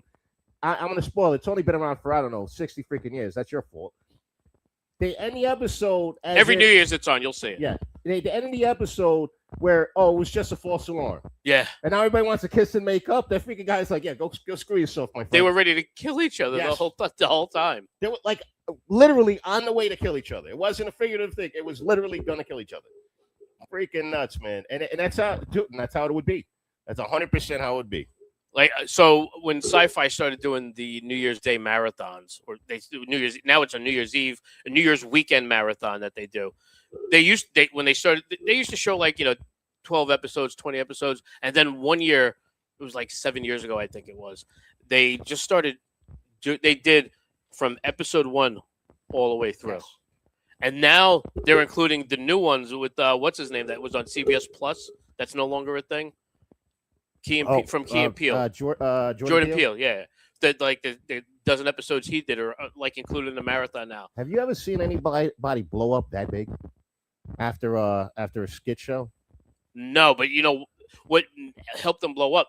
That was an awesome show. Yes, it was. But then he did horror after. Yes, that's what I'm saying. Like he's like, by the way, I'm not a one-trick pony. Here we go. Because he was theatrically trained. So he's like, yeah, I know I could do this. I could do this too. Check this out. In hindsight, it kind of reminds me of Albert and Costello because he always played the Costello, part of it, right? Yeah. And it turns out, if you guys don't know what Albert and Costello is, it was an old time comedy group, right? And the straight man, you always thought it was the straight We're coming man. up on the 80th anniversary of That's right, who's on 80th first. anniversary. The straight man, Albert, he always thought he was in charge. Bullshit. It was the funny guy. It was a funny fat dude, right? Oh yeah. And that's Jordan Peele. Jordan Peele is freaking Costello, man. Although what's his name? The other one also did Aaron. Oh no, don't get me wrong. They're both really talented. good. That guy is talented, but I'm talking about as far as the writing and The other- whatever this dude is. The writing and the directing that, Yes, that and the Jordan directing. Peele's able to do is amazing. It's not easy. No. How do you get? And he guys- was very happy to be behind the camera. Yes. Which, you know how hard that is when you're like the star? Oh. Like, no, I'm good now. Oh, every movie At the I top would of make, your game. Dave, let's be honest. Any movie I ever make would be about me. I would definitely. Like- I would be like Stan Lee inserting himself in every MCU movie. Absolutely. Oh, Like, absolutely. hey, you need your mail today? I wouldn't even be a part of the movie until the end, and somehow I saved the day. Yeah. No, or no, I'd be like, don't be a menace to South Central while drinking your juice in the hood. Yeah. I'd be keying every way and going, message, Yeah. message. I would just pop in every couple minutes. Like, hey, remember me? I wrote this thing. Every room you'd go into, like in a movie of mine, would be like you'd see a picture of me. I don't care if it like in whatever room. It'd be like Joseph Stalin or is that Bobby in a dress? Like, But I do it like where the Chris Rock joke. Like, you can't say Biggie was assassinated. He ain't Jesus. Martin Luther King was assassinated. You don't see a picture of Martin Luther King and Biggie on a seesaw. I would want me and like Martin Luther King on a seesaw. Oh, that'd be Or somebody. Me and Jesus on a seesaw. I would do that.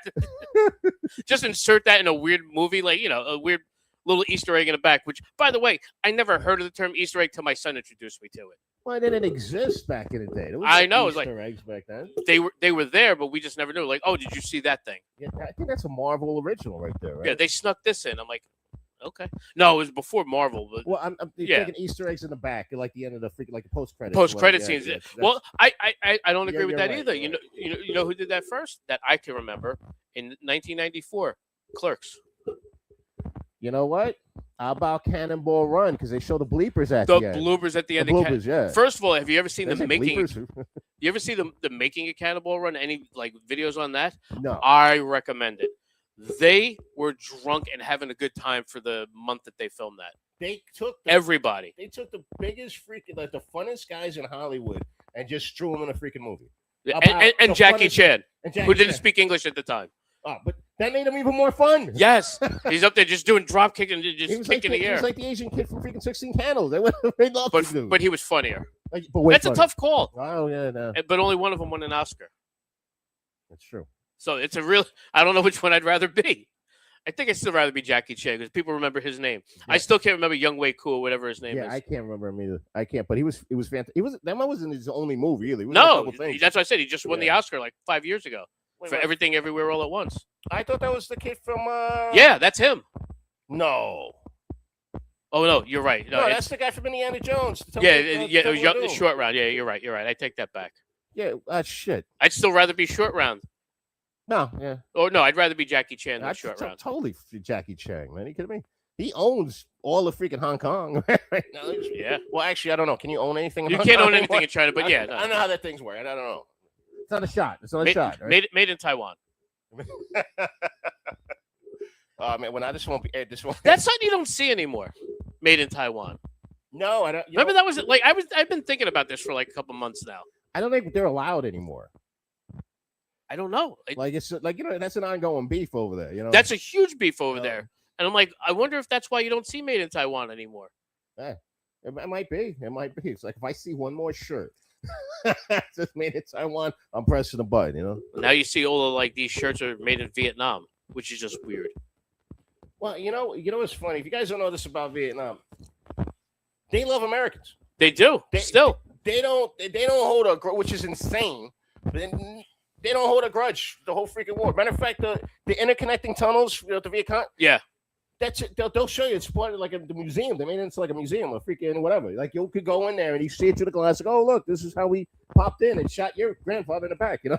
Well, the only reason I found out about all the shirts from Vietnam is one of my friends from college. He actually lives in the area, like a mile up the road.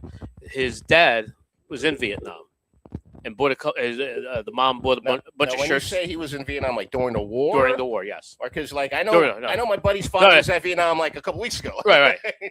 not at the not at the restaurant up the street. He was actually in Vietnam during the war, and like. The wife went, got a whole bunch of shirts. Like, oh yeah, these are on sale. These look nice. He goes, oh cool. He's like, yeah, I like. He goes, hold on a second. Made in Vietnam. He's like, I went to war to buy a shirt from these fucking guys. You know what? Hey, But hey, after World War II, we got good TVs and cars. well, you know what? That would never had to happen. You guys, you don't know that Ho Chi Minh actually went to freaking Eisenhower, hat in hand, asking not only for him to intervene with the whole French thing, to make them a state. I believe Like that. I didn't know that, but I believe it. No, it's And- 100% accurate. Once again, I blame. Allegedly, I blame. I got that from the internet. So maybe. I blame France for that anyway. Well, of It's course. all their fault. Well, Eisenhower. Hey, come on, we helped you in the revolution. Like, yeah, it was like 150 years ago. Stop. Yeah, 200 didn't years ago. Didn't we just save you in both world wars? Like, Yeah, why do we owe you anything? Do you remember Normandy Beach? Yeah, right. Like- Shoot, man. And don't think that some of those freaking French soldiers might have been behind some of those freaking guns. I mean, I'm saying, Oh. nobody wants to talk about that, but here's the thing: like he came hand in hand. Speaking to of lady Eisenhower. boys, the French. I'm sorry. Go ahead. hand in hand to Eisenhower, talking about please make us a state, but he was like, nah, the French were our allies in World War II, won't do it. I kind of get it, but not really at the same time. No, I get it all. I'm like, they could have ended the conflict. I mean, no freaking war. What, you piss off the French? So what? I mean, they're always student us anyway. What's the difference? Meets Wyke. Well, I wanted to put with Ike, but I just abbreviated for no reason. Now it doesn't know what I'm talking about. Which They is- never met. well, it's not that They went via telegram with each Yeah. other. Denying unification. All right, that's just crazy. But I learned something there. I like to learn. Hopefully that was accurate. I'll try to get your freaking all your history stuff from me, buddy. All right. Oh, no. What? Doesn't mean listen. I learned about the movie from you. That is true. And that's from '83, or '93, whatever it was. My Life '93, man. That was a great Yeah. freaking movie, dude. It had to be '93. It could have been '83 with Queen Latifah. Yeah, well, how old is she? Like 10? Dana was still out in the projects in Newark at that point. And you know what's funny? She actually did a great job. I think that's what helped make her her freaking theatrical career, because she went in there and she was believable, brother. Like I thought she was a home health aide. It was freaking great. She was so freaking good, man. A lot of rappers that become actors are really good at it, though. Well, some actors were actually trained in Juilliard. You know, Tupac Shakur, he went to Juilliard. I mean, like, you know, him and Jada Pinkett. Yeah. Actually, I was watching Marlon Wayans for like for a week. Man, or no, I think Tupac. No, he didn't go to Juilliard. He went to the theatrical school. Oh, I down in Baltimore with Jada. Okay, all right. I thought that was the same thing. I forget the Magnet School. That's what I couldn't think of the name. You see, don't expect complete accuracy over here, right? No, we're throwing it out there, and we kind of know what we're talking about, but not really. Yeah, that's most of my life. Like I kind of like I'm always around the target. I don't exactly hit the target, but I'm close enough. I have a good grouping around it. Yes, I have a good grouping near center mass. I might not hit center mass, but you'll know I was there. Yeah, the safest spot is to be in the middle. Yeah, right. Oh, jeez. All right, so we were talking military before we started the show. Oh. Now, when were you in? You said you did 2 tours over in Afghanistan. No, Iraq. I'm sorry. My apologies. Thank God. Yeah, let me just give a shout out to the guys that went to Afghanistan. Afghanistan is helly as hell. I mean, you have to be like a freaking 10th Mountain people. Yeah, you have to be a goat. You know. Yeah. No, I was in Iraq, bro. That's flat. That's like being in Kansas flat. You know what I mean? Like it's flat. I've Oklahoma flat. Yes. Like, oh man, you can see for miles. Miles. I was there. I was there in 05, and then I was there again 08 and 09. Army National Guard. Okay. Yeah, it was. I got a recurring nightmare because of that, right? I believe it. But it's not what you think. I'm talking about something with a camel. It's not combat related. I was in a child hall. This is how developed it was, you know. So don't think I was out there, you know, freaking living in a hut, because I wasn't. It was actually right. I was in a child hall and I left my rifle. Yeah. Oh. So by the time I got back, I realized that I ran to the shower hole, it was gone.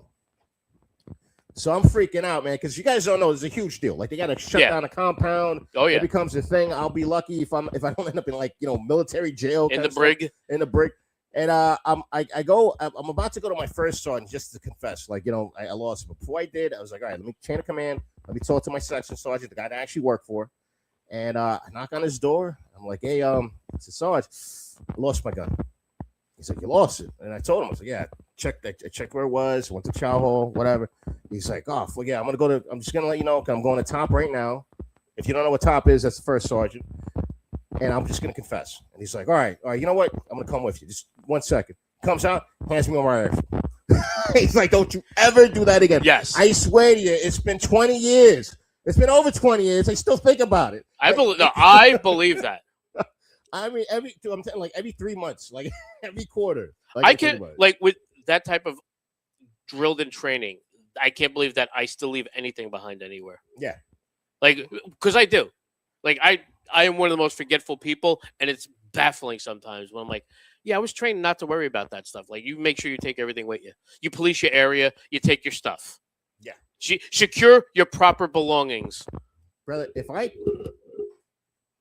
this freaking piece of junk over here, if I put this down, it like instantly disappears. Yes. No idea where it's at. I'm with you on that. That happens all the time to me. Like, I can't oh, man. I've gotten to the point, too, like, and which is nuts. This is why this is a free plug for a methylene blue, by the way. All right, been taking that freaking supplement because what is it? What does it do? It's supposed to be a nootropic, right? It's supposed to help you with memory, whatever.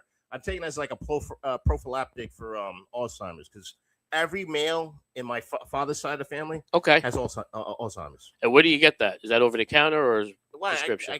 I got it off the internet actually, but you could get it from like vitamin shops or whatever. Okay. And what it is, it's just a blue dye. I have absolutely no idea if it works, right?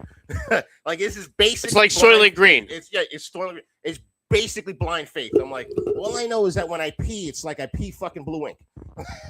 It's freaking great. The guy next to, like, if I'm ever in the store, the guy next to me, if he looks down, he's like, I don't know what hooker gave him that shit, but it's like when you stop at Exxon, you wind up seeing blue for the next 7 hours. Yeah, yes. I'm with you on that one.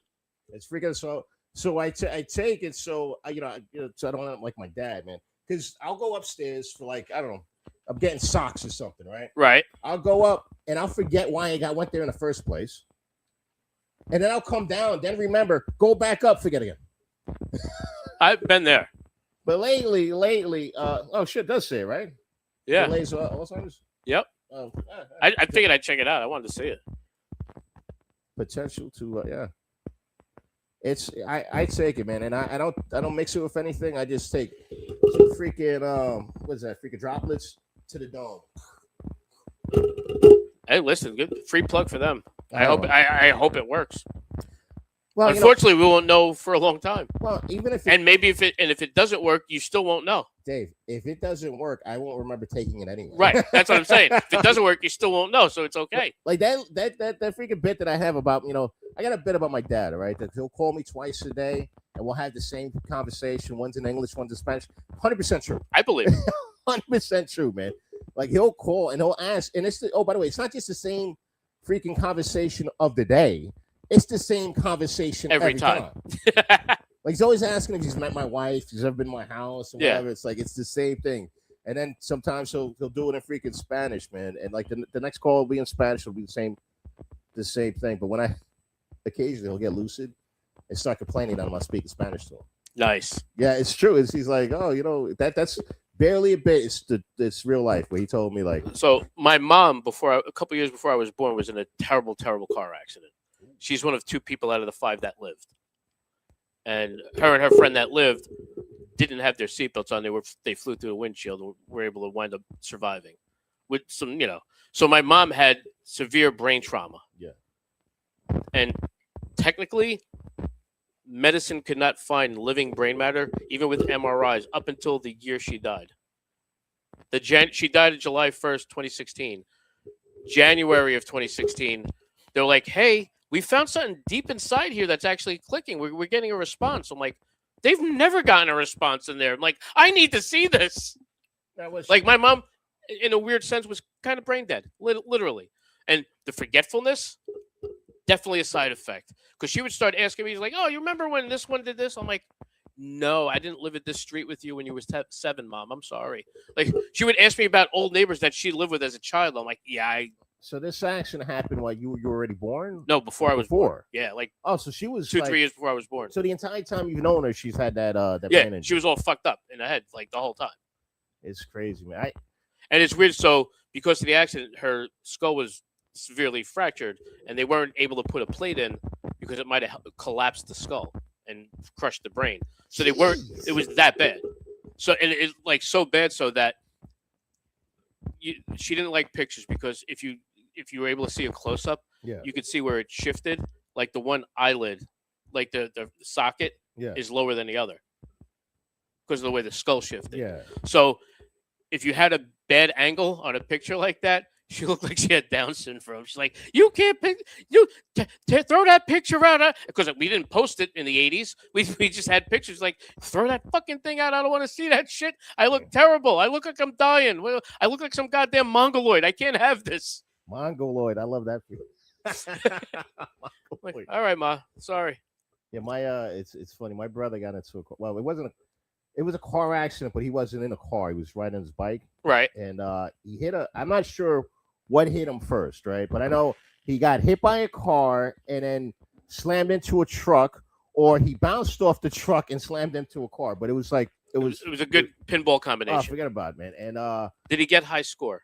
Oh, he got something, man. He got this huge scar. Like, so he had so he had a head injury, whatever, man. But his memory, it didn't seem like it affected his memory, but he became a wild kid. Oh, I believe afterwards.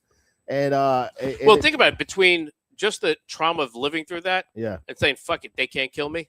Well, there's that too. I mean, right? Like I can't die. I'm good. I'm invincible. Think about this: when your unit came back, how many people had that happen? We're like, oh we're fucking invincible. We got shot at and we live. We're fucking good. It's sad to say a lot of guys started chasing highs like that. Yeah. And then because I remember, and I wasn't even in as many high fucking volume things like that. But the few things where the exercises I went on when I was in, there was people that were acting out afterwards, like, I'm gonna go get a gun now. I'm gonna go get a gun for when I'm off duty. the amount of like misadventure or like suicides afterwards. Oh, is that's huge. that's the terrible part. Huge, Yes. huge, man. Like every last year was cool. It was one of the few years that like nobody died because it's been it was the same vets Right. every year. But yeah, man, it happens, and that you have to decide. All right, was she trying to kill herself, or did she accidentally take too much, whatever, right? Right. Or I had a friend of mine who drank himself to death, Yeah. and I guess you can't say friends because I didn't even know the guy drank, but he like I'm serious, like I know what you're saying. Like, wait, he was drinking? yeah, because I knew him overseas, and we had conversations here every so often. You but- hung out and he was wild, and there was no alcohol involved because you couldn't get it. Yeah, I didn't see it happen, but apparently he was a big time alcoholic, like the kind of guy that would like hide booze, places and stuff like that. And he got a divorce, or got separated, and he just went full tilt, bro, until like his organs just exploded. There was a comic that passed a couple of years back, right before you started, and he was in your era, and he was a Marine that was over in Iraq and Afghanistan, and he had his traumas, and it led to lots of alcohol and drug abuse, and he OD'd, and that's the nicest thing I could say. He's like, fuck it, I don't care. He's like, I'm going all out. I don't care. I don't want to feel any pain. I don't want to. He literally numbed his body so much till he couldn't numb it anymore, and it wouldn't get back. Yeah. And that's sad, but I get it. I'm not saying I agree with it, No, but I get it. well, it's like, how do you treat that? Like it's hard, like like you don't end up treating it with medication. Yeah. you know what I mean? Like, So either way, you're taking something. yeah. So it's like like it's You want tough, something man. over the counter? Yeah, give me a 6-pack. Something over the counter? No, they don't have cocaine there. What do you do? Yeah, it's freaking nuts, man. It's one of the hardest things, man. Now, here's the thing: was it PTSD or was it traumatic brain injury? Like people don't ever address that because I think a lot of guys are being It misdiagnosed. might be a good combination of both. I'm seeing this lately. Like a lot of guys are being misdiagnosed as PTSD as opposed to traumatic brain injury because I think they could just give them pills. So they're like, oh yeah, you just got Yeah, just take this, PTSD, you're and fine. yeah, this will leave you out. But I it turns out he has got Don't legit, doubt that. right? I don't doubt that. Because the VA historically has found ways to say, this will cover it up. Well, This is fine. You'll be fine. Take this.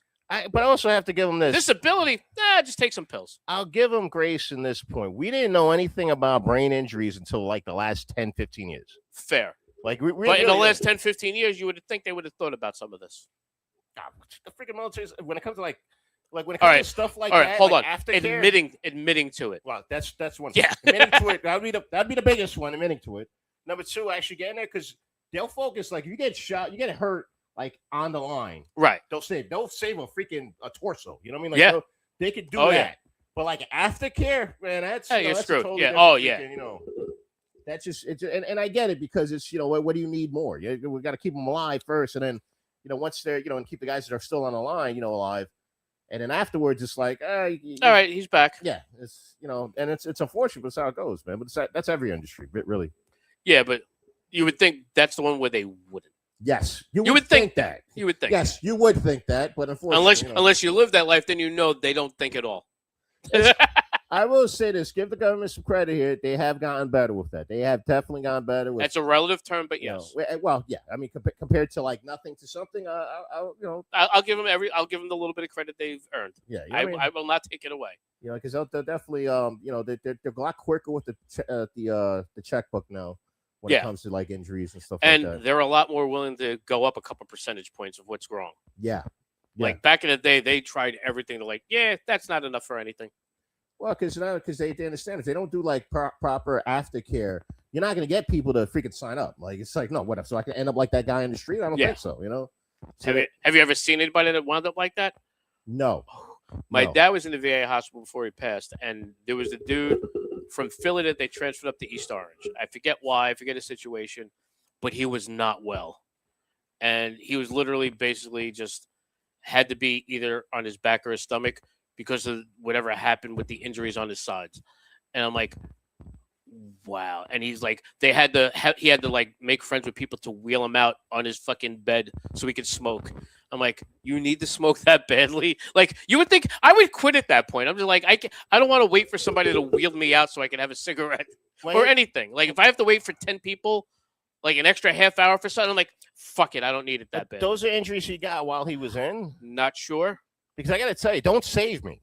Right. Like, right? Like, if I'm just a torso and a head, no, let me go. Let me go. Do not freaking no. Wait, did you ever see the movie Freaks? Yes. That little guy with no arms and legs that just fucking wheels up with the knife in his mouth. That's the one with what's his There's name? no Mr. fa- T, right? No. No, I'm Talking 1932. Oh no, I didn't see that. Oh, There was a movie with Mr. T where they, like, I don't know, it was some type of freaking what do you call it? Circus where they kidnap people and turn them into like freaking freak shows and monsters. well, no. They actually used literal circus freak show people to be in the movie. Like this movie. This is a movie that wouldn't be made today. Oh hell no. Oh yeah. Like they actually had like the Pinhead sisters in it. And look what it says. You can't see this, but it says like, can a fully grown woman truly love a midget? That was like, the premise of the movie. You So really- wait, no, it gets better. The midget, The answer is yes, by the way. Yes. the midget, only for the money, because that's what she was into it for. The guy that was the circus ringleader, Well, but I'm talking was in a real midget. life. he was the midget, and he was the one with all the money. Yeah. And she's like, "Wait, I don't have to leave the circus. I can marry him for his money." I'm like, "Yeah, when your hope is to marry the circus leader for his money, you have other serious issues, I think." But yes, that she falls in love with him, and the whole thing is, Yeah, I've seen marriages for worse reasons. I'm not disagreeing, but yeah, it's just terrible. And that was his actual girlfriend. They're like getting jealous. That was the guy she was trying to fuck around with them on. The Wow. All right. real bearded lady. Like, they had all of that. It was fucking. Now, yes, there's some movies I could see why they wouldn't make again. Yeah. I get. Yeah.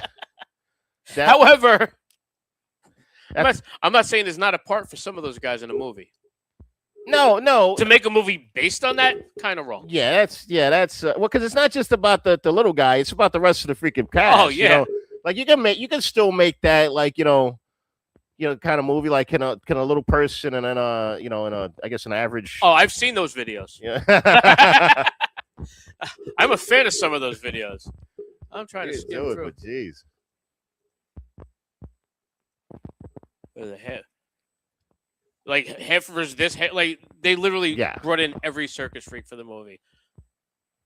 Yeah, that It was ridiculous. is that still? I guess that's still a thing, right? Every year they show it in October on Turner Movie Classics. No, I'm talking about for like Circus freaks. circus Yeah, freaks. yeah. I haven't been to the circus in a long time, but yeah, I believe so. Yeah, but you know what? I know Coney Island. They still have the freak show there. Here we are, we're talking crap about this movie, but think about it, these guys did get paid, right? I mean, Maybe not a lot. They had, you know what I mean? What? Not a lot? Maybe not a lot. I'm just saying. Well, that was back then. Nobody's gonna pay a lot, but Also true. if they have an opportunity to make freaking money, like yeah, sure, maybe they're exploited, but who am I to tell them to deny them a paycheck? You know what I mean? Right. It's like that guy from freaking the Game of Thrones, talking crap about them using actual freaking little people as the But dwarves. he ruined that for the, Yeah, I for the know. seven dwarves. Dude, that was They that's CGI'd in grown people Yeah, to be seven dwarves. 7 guys that could have had a paycheck. Yeah. You know what I mean? You Like, took money away out of people's mouths. yes, That's They just fucked up. they could have paid for their kids' college or something. I don't know how much they were gonna make, but it could have been something. Or at least pay for some booze. Something still counts. Beer money still counts. Beer money counts. I agree. That's my entire comedy career, by the way. That's what I do it for. The beer money. And that's one drink, by the way. That's how. Yeah, we work for drink tickets. I did a bit right when I got engaged. They say you're supposed to buy the ring based off 3 months salary. I'm like, as a comic, it's kind of hard. Like, how do you get a ring with 12 chicken parms, a couple drink tickets? Yeah, come on. The barter system still works, right? Come on. Make that happen, man. Yeah. Now, I know. How involved were you with veteran stuff? I know we did that one show in Bayonne for the Catholic War veterans, but like, do you do anything else with any other groups? Or? You know what? Not really, man. I have to. I got to start doing it myself. I got a buddy of mine. A shout out to Frank Shoup, Doc Shoup. If you ever want to look him up online, he does veterans. New Jersey Veterans Society or system. Or Oh, whatever. cool. And he does a lot of stuff. And he's always asking me, but dude, you know what I do for a living. I'm kind of busy. So Unfortunately, I The have day job kind of gets in the way. I know. The day job totally gets in the For way. you, way more than me, but at least at nights I know I'm okay. You're right.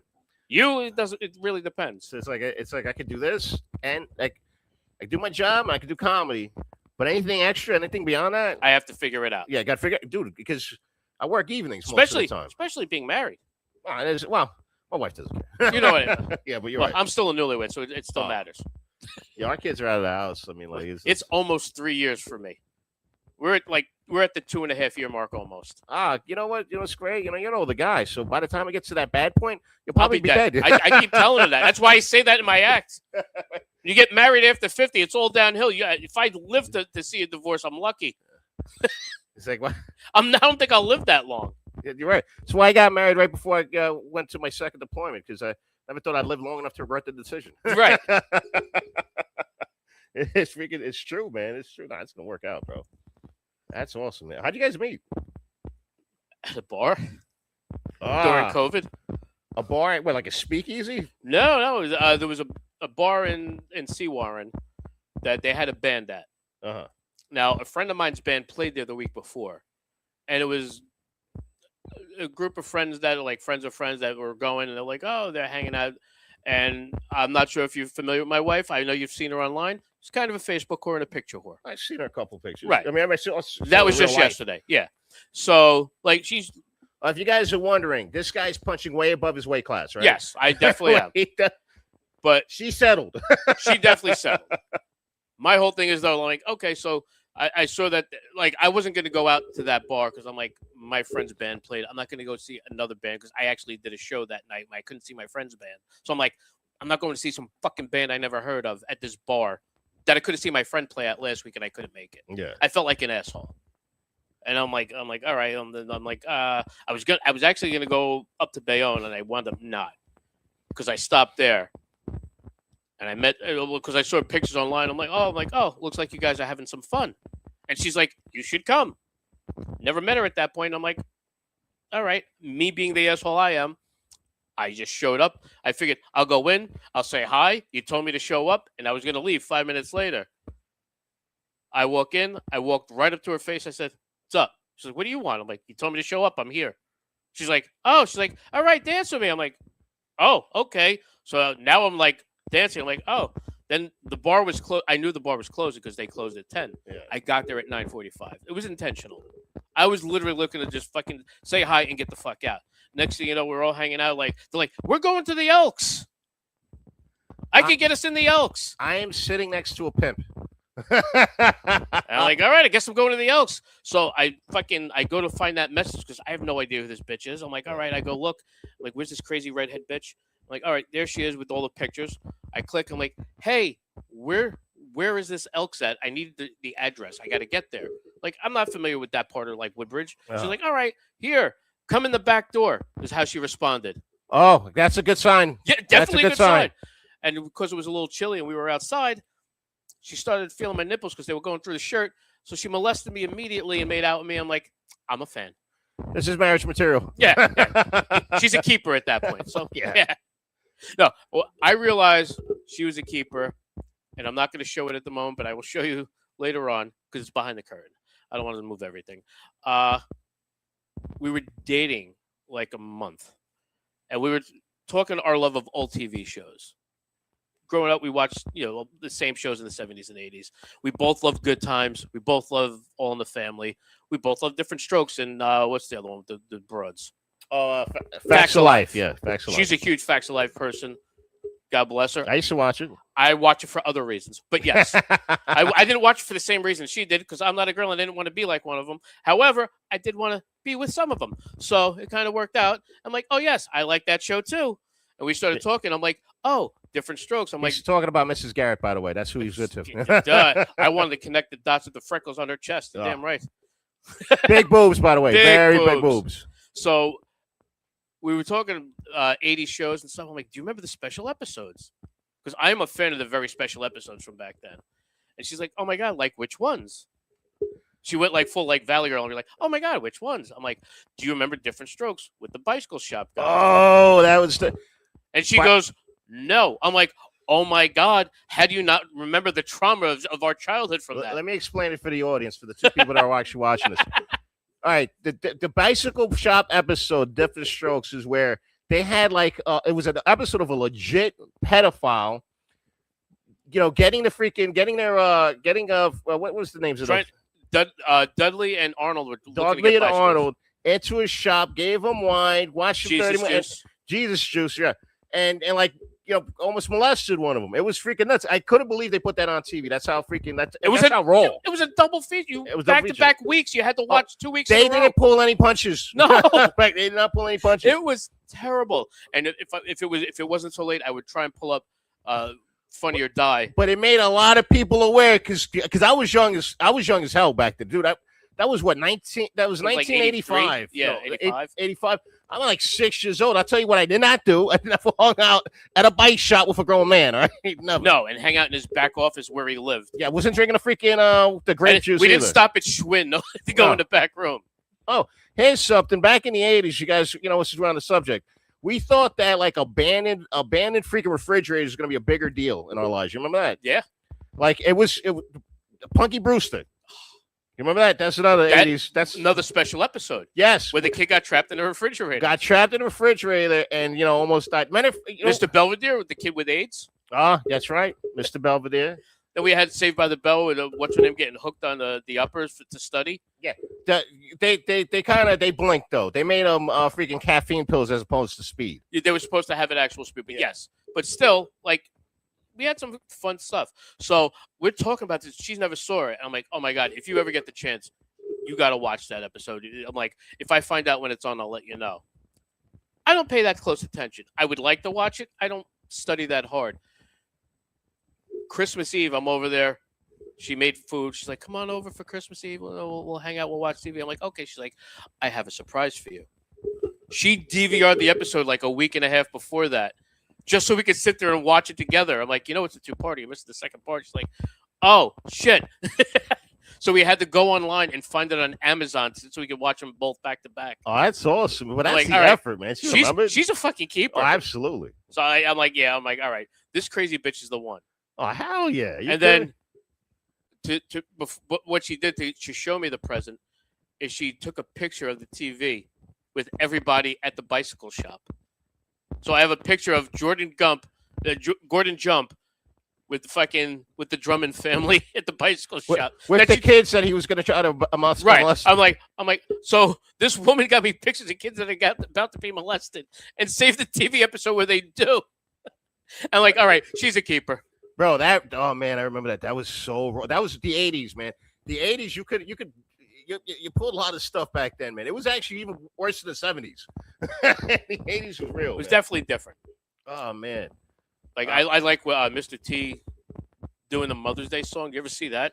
I just saw it recently. If you guys This is don't the know first year in a while I didn't post that video on Mother's Day. you guys out there, look that up. Mr. T singing. It's kind of rappy, but not like it's terrible. He's not a good singer, so terrible. he half talked his way through. It Yes. wasn't really rapping. Yes, he taught. It was a talk freaking song, and it's hysterical. And what's crazy about it, you think it's supposed to be comedic. No, It's not, it but just ended up that way. it's unintentionally comedic. Yes, unintentionally freaking comedic. Oh man, and you could tell that he was really into the song. Yeah, It was all about his mom. He's a big freaking mama's boy. that and him dressing as Santa Claus with the sleeves ripped off, and having Nancy Reagan on his lap for Christmas. Mr. T was so big back in the 80s. He was in every freaking show, including Different Strokes. Yes, and also his own cartoon and cereal. I watched that cartoon and ate that cereal. Yes, It was terrible. The cartoon, I had worse. No, because it was always the same thing. Like it was always the same type of whatever grain, and then like marshmallows. Yeah, every Like, cereal was like that. in the No, it was 70s just and like, it was like every other cereal. It was Yeah. just like every other cereal. 80s. It wasn't special, but it was except for the box. And if you guys don't know Mr. T was it was in a show called The A-Team, and it was a great show. It showed us that number one, violence solves everything, and True. number two, But nobody got hurt. nope, nobody got explosions. Do not hurt people. And when you're in combat, you don't actually shoot at the people; you shoot around them. Right? Just that you got to scare them. You got to scare them. It was nuts. And then, damn, they must have had like 6 seasons on that. Yes. And that was every episode. Oh, and by the way, if you They were fugitives. Yeah, they were fugitives, and for some reason, they'd always find a garage or something where they would have to be freaking hidden in with all the necessary equipment to build some type of battle machine. Yeah, like MacGyver. Yes, like MacGyver. They were MacGyver before MacGyver. Yes.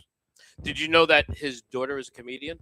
MacGyver's daughter? No, Mr. T. Oh, Mr. T. No, I did not know that. Oh yeah, his daughter's a comedian, and she's not terrible. I did not even know he had a daughter. Yeah, I didn't either until I found out Mr. T's daughter does comedy, and somebody sent me the video. I'm like, yeah, I'm in. I'm all over that one. Wow, that's freaking awesome, man. I loved Mr. T back in the day, dude. Oh, man. I saw all his shows, by the way. We had a show that lasted 2 seasons called TNT. You remember that? That was in the 90s. The TNT I remember was It's the, like the guy that played Mr. Miyagi, and I forget the Asian girl that was in it. I know it was I thought it was a white chick that was a lawyer.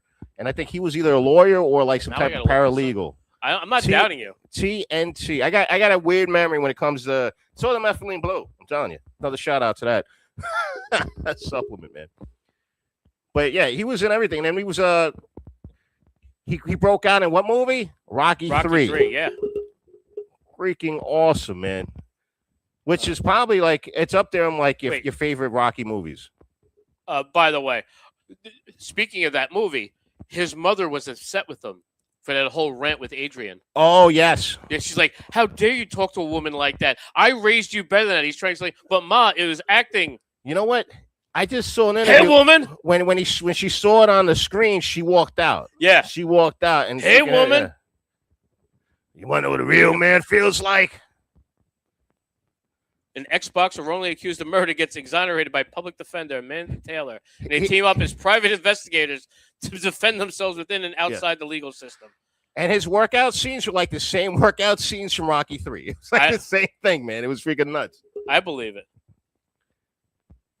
You know, I don't think he was really that tall. No, he wasn't. Now I know that. WrestleMania. Yeah. Watching him, like, think about this. We thought he was the giant dude, Yeah. and then you stood him next to Hulk Hogan. R.I.P. Yeah. Rest in peace. Both of them. Aren't they both gone now? No, Mr. Steve's still kicking. From Oh, what and I know he had cancer. No, he beat the cancer. I don't know if he's. I'm almost positive he's still alive. Yeah, all right, good.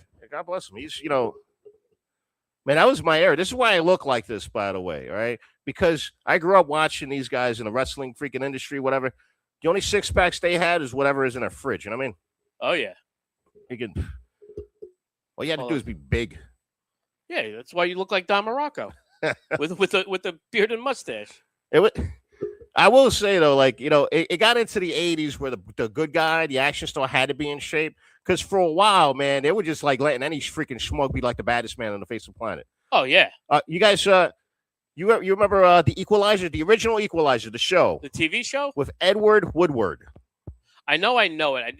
I don't remember. He was this pudgy, I would say middle-aged, but he was totally past the middle at that point. British, it's like secret agent that worked for the U.S. for some freaking reason, right? All right. And he was like the baddest guy on television, and that guy couldn't run a block without having a heart attack. I believe that. Like you never saw him like in serious fight scenes, but he did have a gun, right? All right. I can't find that other Pat Morita show I was thinking of. It was like Mr. T and something like that. I was like, okay. Pat Morita. But I just saw because he was also in Happy Days, which the pilot almost got them canceled to Happy Days. I was just watching something on that. Really? Yes. It was all right. Let me rephrase that.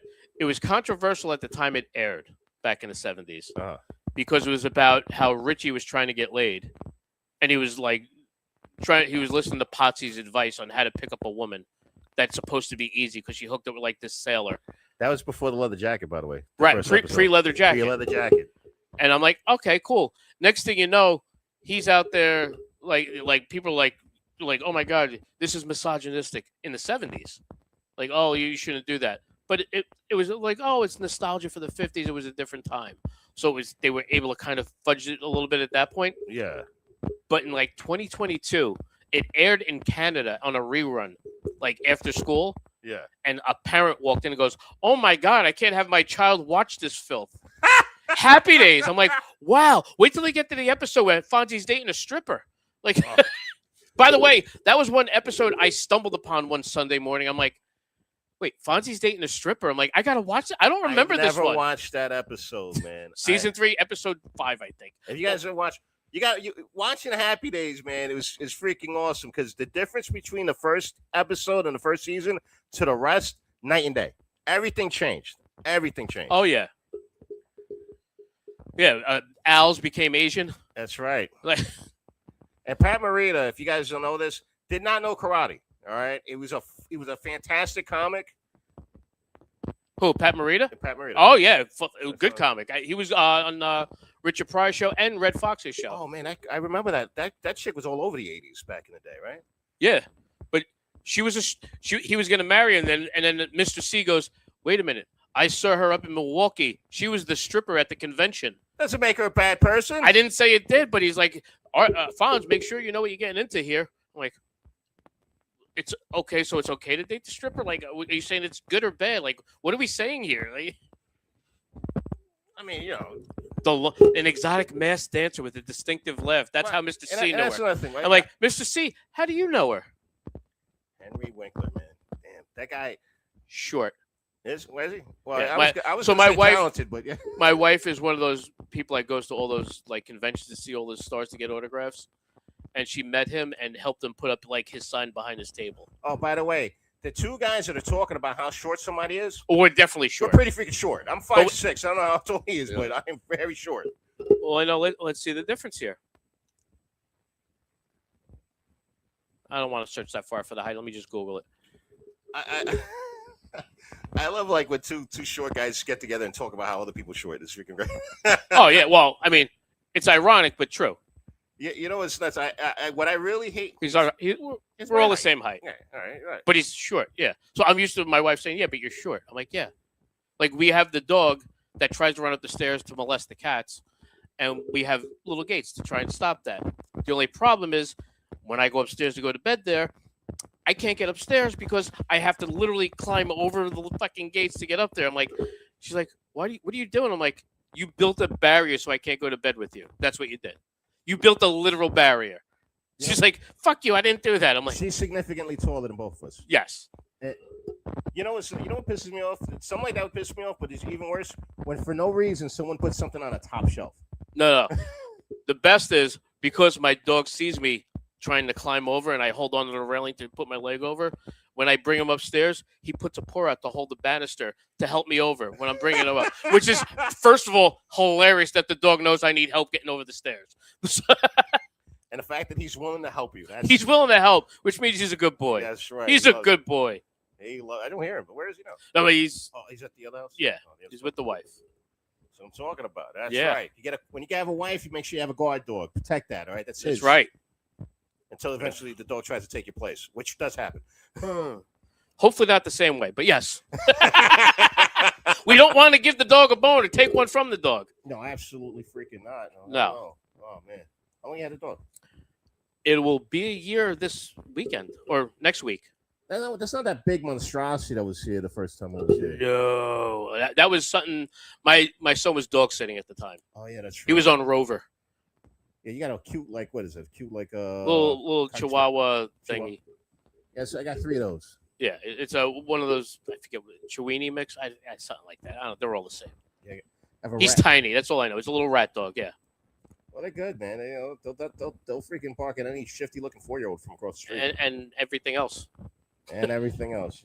Brother, you got to see me walking my dogs, man. I got a rat terrier and two of her children are rat terrier Chihuahua mixes, right?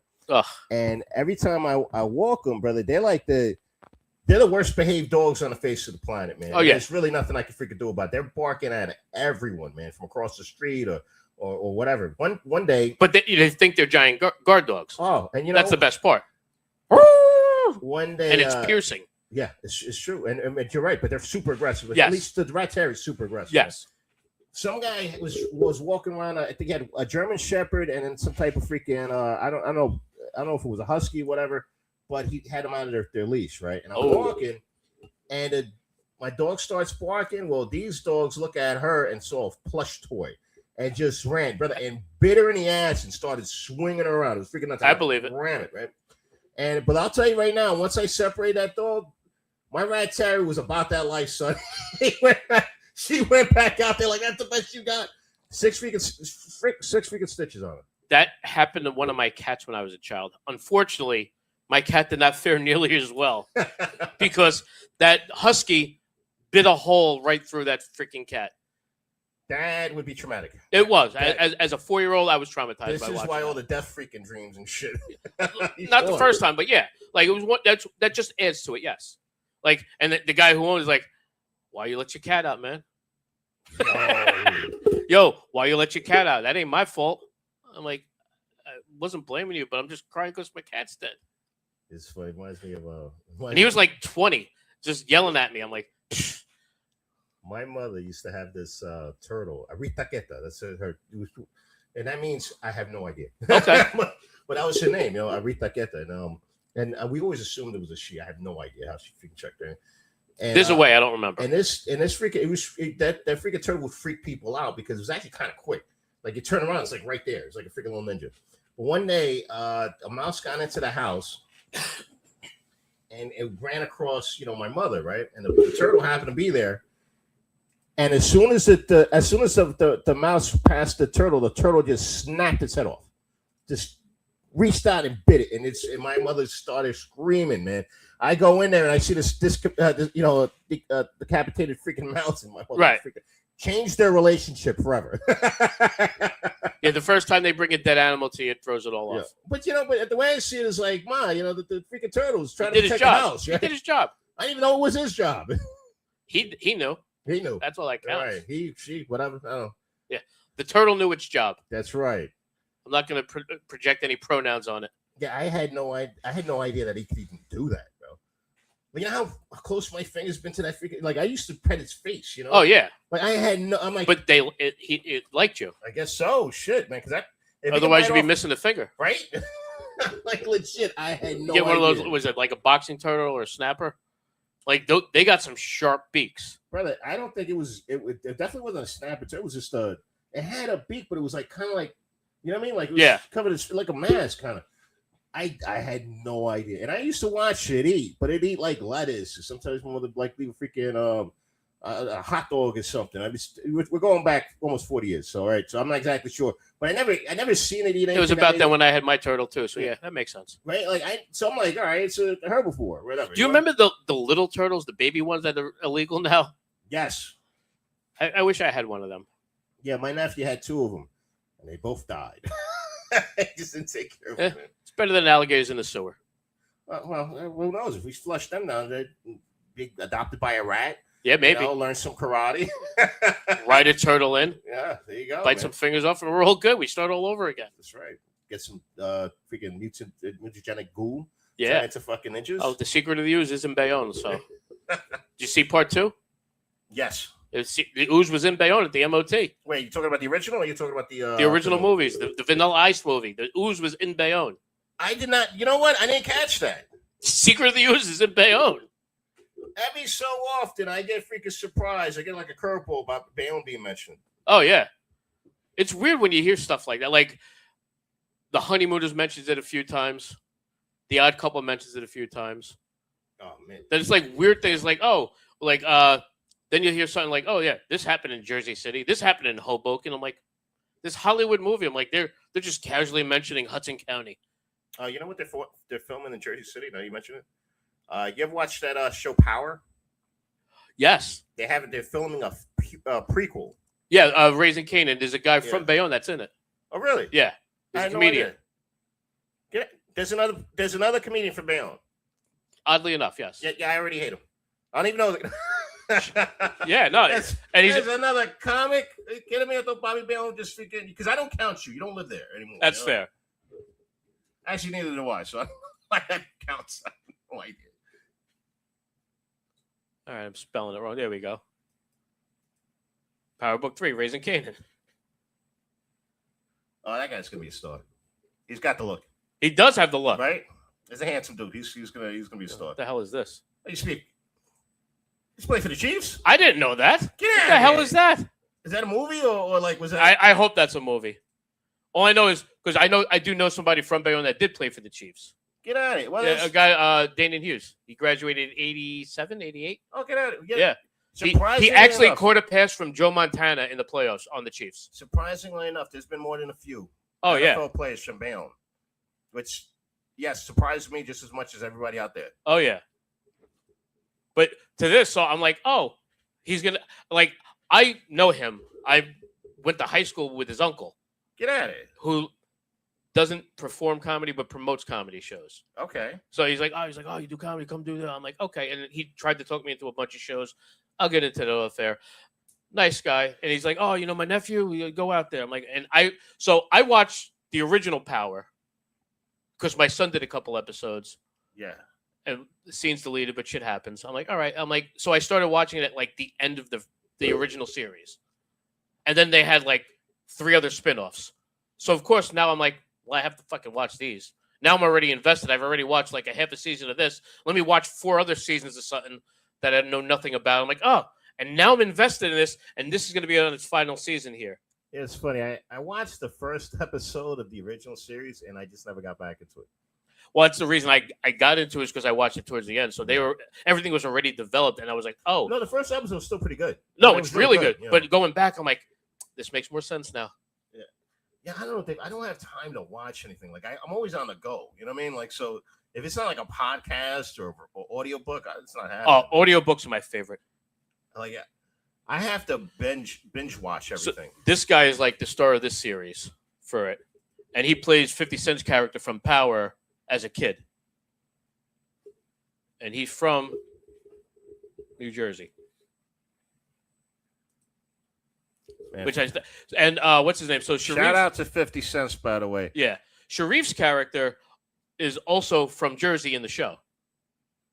Really? It just makes sense. So what they're filming probably in Jersey City is probably the stuff where he's selling drugs for that family in New Jersey because they were expanding into New Jersey. Oh, that's freaking awesome, Yeah. man. Tony Danza's in this series. It's I've been watching some podcasts, right? And a couple of guys like Tony Yayo, whatever, Okay. speak glowingly about freaking 50 Cent, man. Like a lot of guys that like stayed with him and like the advice this guy gives and like the support. Yeah, that I've heard that. Like, who else? Master P. I believe Like that. in like the rap industry, another guy who's giving people like matter of fact, even helped out if I'm not mistaken, I think he helped out Eric Griffin. Is that his Okay. name? Eddie Griffin, right?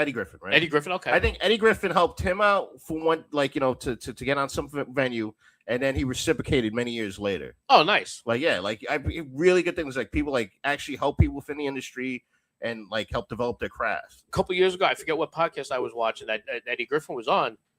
He got to start touring with Dice. I didn't know Yeah. that back in the 80s. Oh, brother, he's been around forever. Well, I know he's been around forever, but I man. didn't know that like he opened for Dice way back when. I'm like, wow, that's fucking awesome. Well, people don't realize how freaking long Chris Rock's been in the game. Oh yeah, his overnight success for the last 50 years. Yeah, right. Like seriously, but brother, like how New Jack City? What is that? 1989. That was 91, 91. and he was already around a decade at least. Yes, you're right. At least. Yeah, I mean, people forget how freaking long guys have been around, man. Like Louis C.K. was an overnight success. He's been around forever. Freaking Bill Burr. He was, after 50 years. Yeah, after 50 years, right? After starting in like 87, like he blew up in 06. Yeah. So, good for him. But so I was watching something where Seinfeld was talking about him and actually, no, it was Seinfeld's coffee, comedian in the cars drinking coffee. Yeah. And he had Eddie Murphy on. And they were talking about they both did their first show together at a Chinese restaurant. Get out of here. I'm like, shit hasn't changed, huh? Like somebody sucking you into a Chinese restaurant to do comedy for probably just an extra set of spare ribs. My first paid show was at a freaking it's this tiny Italian restaurant, which for the most part isn't a restaurant. It's usually like a deli or like you get food, but then on occasion it'll have special occasions. It has really great Italian food. Fantastic. Where at? It's in Lyndhurst. I want to say something Mutts. I forget the name of it. Okay. I'm sorry. But it's funny. It was like it was like a closet, but I had the best time. I believe Chris it. Park hooked me up on that. I believe it. It was Shout out to Chris Park. I like Chris Park. He's out of his fucking mind in the best possible way. Oh, he's a sweetheart, man. So wait, like 3 years ago, we're at Exotica. Me and Paul go just about every year because we get press passes because of the podcast and shit like that. And we get in there now. Chris Park goes because one of his comedy partners actually has his own booth there and is a speaker You're shitting. for being in the lifestyle. Get out of here. Oh, definitely. So we're there, and I don't know what happened, but my fucking car battery died, and I had to get a jump. And Chris Park fucking to the rescue right there. Guys, look up Chris Park. He's a funny comic, really great guy. Support him with his shows. Unfortunately, we don't know any of his dates right now, but he's definitely worth the watch, and he's really a sweetheart of a guy. Sweet boy. Sweet dude, yeah. But yeah, no, it was like so we're hanging out, talking to porn stars. Next thing you know, I go out to my car. My car's dead. I'm like, fuck, what do I do? I'm like, Chris, do you have jumper cables? I don't even have jumper cables in this piece of shit. Fuck. We went to a mic. Oh shit, where the hell was it, man? I forgot what city it was. Was it Kearney? I think it might have been Kearney actually. And he parked in the wrong area and ended up getting this happened like maybe a month or two ago. All right. I forget the freaking venue. It was one of Justin's open mics. Okay. It was a one-hitter quitter, right? It was Okay. just one freaking awesome restaurant. Went in there. He parked his car. I by the time I come in, because I left work to do this mic, he's like, Bobby, just got my fucking car towed. Oh. And he wasn't the only one. It was happening like two or So three times. if you were in like Lyndhurst or North Arlington, there's like a lot of streets where you can't see the permit parking only signs, Oh. and they will tell you immediately. And they do that on purpose, man. Yeah. It's predatory. Yeah, it is. But like I used to drink over there a lot, so I know about that. I learned that a long time ago to watch out for those signs. So I'm like, no, we're not parking here. Like I went, I forget what the name, the place that used to be Fatso's.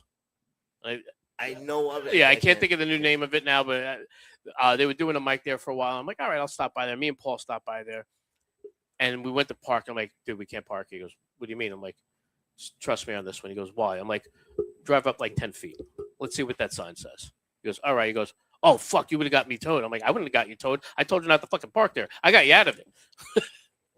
You're right. Yeah, I'm the reason you're not getting towed. You're welcome.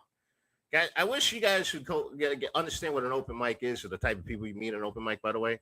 Every sick bastard in the world. It's freaking nuts. Like the amount of like mental illness. I was about to say, if you ever watched the movie One Flew Over the Cuckoo's Nest, that group therapy scene is every open mic.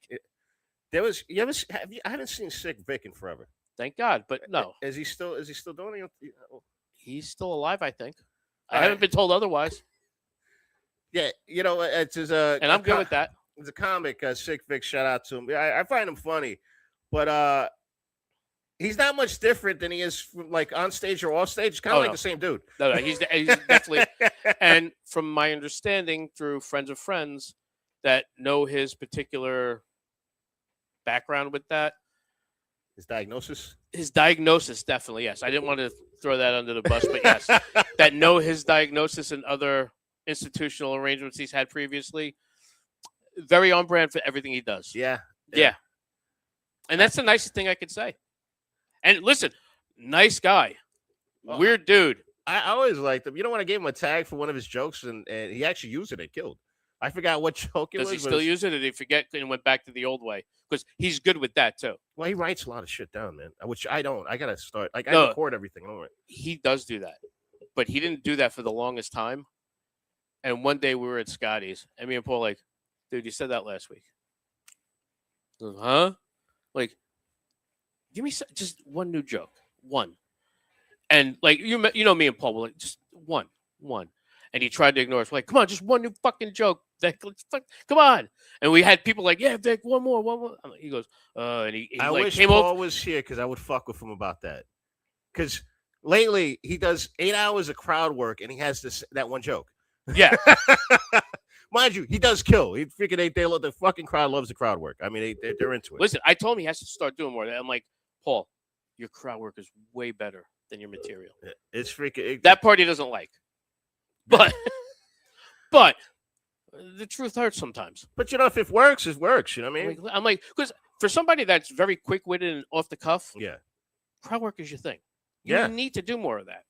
And then he started doing. He's like, yeah, this is so much more fun. Now the problem is he can't help himself, and he does like so much of it that he doesn't know when to stop and try and Do Pivot. material. pivot to material. Like you got to balance it out. I was like, no, I just don't want to. There's a guy in the back I want to talk to. I'm like, tell a joke. Just tell a joke. Like we did that show with Laura and Eddie, Yes. and Paul was like, and the bitch back there, and like that part's not funny.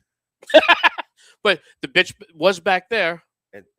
Shout out to Naked Eddie and Love Naked Eddie and Laura Lifshitz. and Laura Lifshitz. They were awesome. They were fantastic. It was freaking great to work with. But yeah, you know what? I noticed that. Yeah, you're right. Yeah.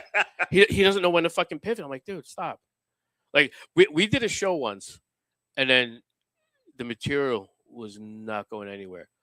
And the crowd work, because he was still like trying to figure out what he wanted to do. He's like, because he was insisting on trying to get more material in. I'm like, just fucking switch it up. Just do something else. And then he did something. And then he was going into one bit that was not working at all. And not only was it not working, the audience was starting to hate him for it. Really? And Tracy just yelled out, "Get off the fucking stage if you're not going to tell a joke." Oh. And he goes, "She likes fucking with me." I'm like, "No." No, she's He's like, "It was good. I heard laughs when I watched that back." I'm like, "Yes, early on you got laughs." yeah. I try to tell. I try to tell people, like, understand that even the best comics will bomb. Oh, Or will freak out, and it's hard. My It's just favorite hard thing to is listening to like pros talk about when, like Chris Rock talking about when he bombs, or even Seinfeld or anybody, just like, watch. Shane Gillis, whatever. yeah. Yeah, you're right. It's freaking nuts. It's the most uncomfortable thing on the face of the planet, but everybody does it. Doesn't matter how on point you are, you're gonna bomb. It's But- inevitable. It's one of those things like, so somebody told me that a while in ago. the porn industry. Yes. It's like, no, it's one of those things like somebody told me a while ago, like, oh, sometimes you got to create a situation for yourself just to see if you can get out of it. You know what? I can see that. Because if you don't, that's how you learn how to work the audience. And I tried that once, and Paul didn't know I was doing that at first. Yeah. And we were doing a suicide prevention fundraiser in Philly the year they won the Super Bowl, All right. on the night before the NFC Championship game. Oh, you know what? They were playing Minnesota the next day. I'm like, guys, don't worry. We're gonna sit here. We're gonna have a good time tonight. You have nothing to worry about tomorrow. We all know they're gonna lose. In Philly, I said that. Oh. The looks and I'm like, calm down, and I'm like, They didn't wait for you after the freaking show. one person did. One woman followed me around, staring at me to see my reaction for like an hour after the show. As I'm like talking to people and shaking hands, I'm like, she purposely started doing the Eagles chant at the end of the show. I'm like, okay, that happened.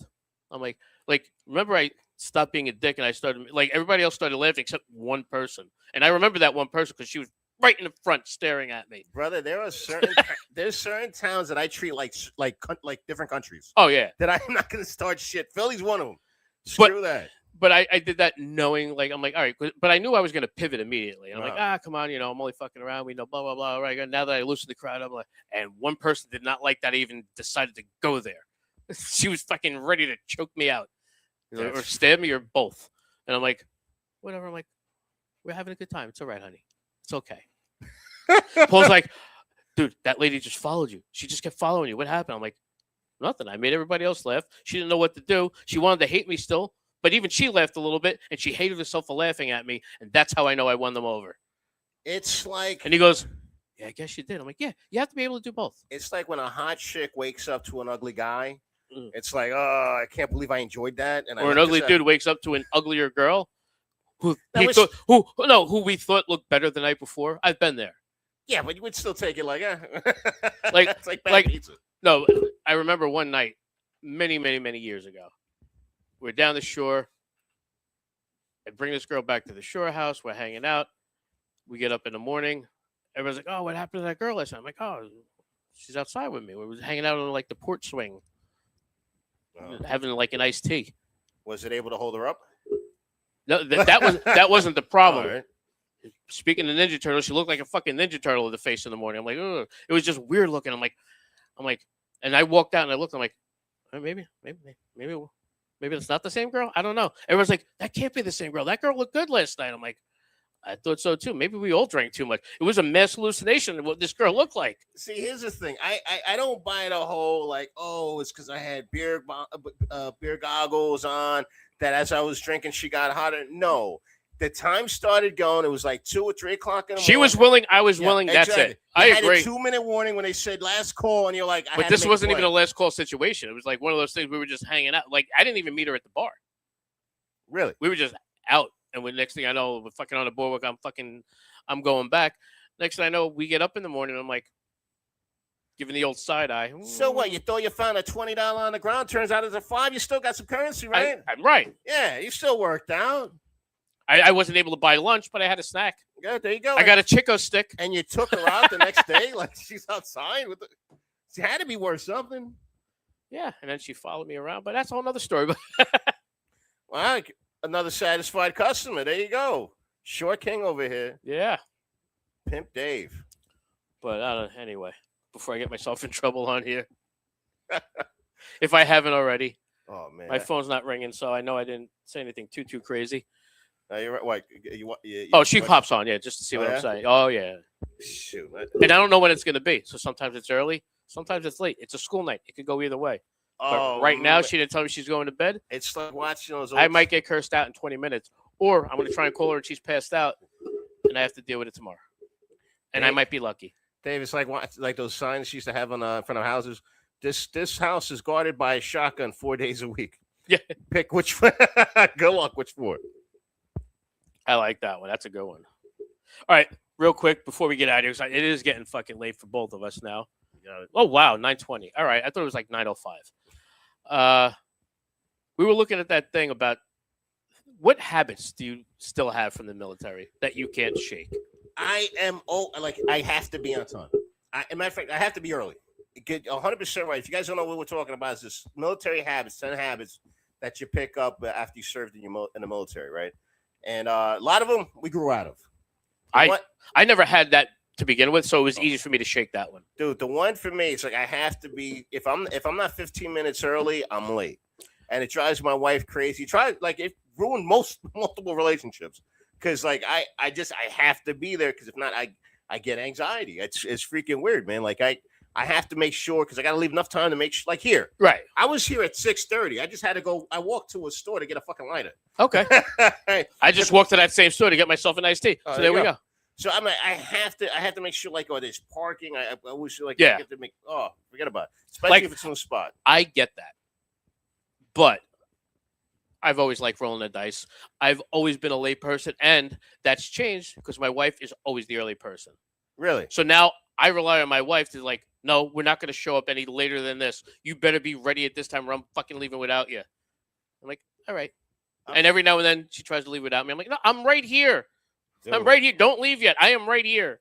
That's I right. see. Like, I forget where we were going. It was like a couple weeks ago. I had work that day, and I'm like, no, I will be there by like 5:30, and it was like 5:32, and she was in the car already. And I saw her walk into the car, and I called her. I'm like, don't leave. I am right here. I am right here. She's like, you said you were on your way. I'm like, yes. And there was traffic. I am on my way. I am here. I am here.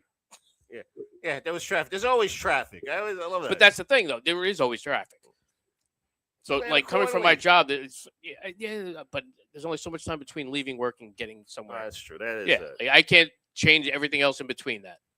Oh, there's certain mics. If I can't get, if I can't get out at a certain time, I don't even bother going. That makes sense. That's different, though. Yeah. Yeah, I mean, it's like I'm trying to get to, from where I work to like Elmwood Park. It's like, oh, great, I have not been up there in a very long time. I'm gonna head out there now. Once we're done, I'm head out to shout out to the Boulevard Bar. I was about to say that I've been to that one before, and it's been a while. But last time I was there, they had a wing special, and if they ever have it again, I may have to just go out of my way to go up there. There were peanut butter jelly wings. I'm yes. sorry, peanut butter. What? Peanut butter and jelly wings. It was peanut butter and jelly dipped wings. That's sacrilegious. Number one. Yes, but it was fucking delicious. Really? And I was starving. I'm like, well, this sounds insane, and I'm hungry, so I have to try this. That sounds like somebody took a hit of acid and said, you know what'd be good? Peanut butter and jelly. Yeah, I'm I want an Uncrustable wing. Speaking of that, I want to get Uncrustables and put it in the fucking air fryer. Uncrustables. Yeah, you know them. No. What was an Uncrustable? It is basically a peanut butter and jelly in like a toaster strudel. Ah, I never had. I'm not a big peanut butter and jelly guy. I'm a big peanut butter and jelly. I'm more of a peanut butter guy, but peanut butter jelly, I'm all over. But I was talking about that at work the other day, and one dude goes, he's like 28. He's like, Oh no, you got to do that. Get a little cinnamon on there. I'm like, he's giving me recipes to put in the air fryer. I'm like, I just want to know what it'd be like toasted. I wasn't even thinking about what I could add to it. You're giving me way too many ideas now. That's freaking fun. Well, that's a freaking thing, man. You know what I had recently? That I know it's very popular now, but finally had chicken and waffles. Love chicken and waffles. Not bad. No, Not bad at all. It was good. And they served bacon on top of that, which is depending on where you get it. Yeah, it was freaking awesome. It was in Pennsylvania. It was Where in good. PA? Shit. Jessup, Pennsylvania. Was that Greerfest? What? Was it Greerfest? No, I was visiting family. Oh, okay. It was it's by it's not too far away from Scranton. Maybe Yeah. like 15 All I know minutes. is when I hear Jessup, I think of Colonel Jessup, and that's a whole nother fucking. That's a weird ass freaking name, right? It's a great name. Jessup. I had somebody upset with me because I liked the idea of Jack Nicholson's character being the man in that movie. Which movie was that? A Few Good Men. His name was Jessup on that. Colonel Jessup. Oh shit! Yeah, I haven't seen that in forever, man. But I'm like, they're like, you rooted for Colonel Jessup? I'm like, yes. That fucking little whiny pussy Tom Cruise tried to ruin the fucking troops. You can't have that shit. You need Yeah, to build man. morale. That's right. You need discipline. You obviously never served on the frontward line, like he said in the movie. You're right. They need people like him On that wall. You want him on that wall. You need him on that wall. Put him back on that wall. Shit, you're right. You know, you think about it. I wasn't crazy about that movie. I did not like Demi Moore in it, and I love Demi Moore. Don't get me wrong, but like, wow, I loved her, like her. especially back then, though. Yeah. Oh yeah. It was hot Oh, back then. oh, and Decent Proposal. Yes. Wait. Well, fucking, what was his name? The comedian that was with them on the panel in that movie. I can't. Pollock. And not Jason Pollock because he's a comic from New Jersey. He's the bald guy. Yeah. Which shows has he been in? Because I know Oh, he's been in a bunch of shit, but I fucking. I keep forgetting because I never knew that guy's name. It's just like I know he's in everything. Yeah. He was in Usual Suspects. Yes. Yeah. Kevin Pollock. Kevin Pollock. He is a great actor, man. Great actor. Great impressionist, too. He's a comedian. I did not know that. He started as a comedian. He's a very good impressionist. October, baby. I just learned something. But yeah, no. Funny dude.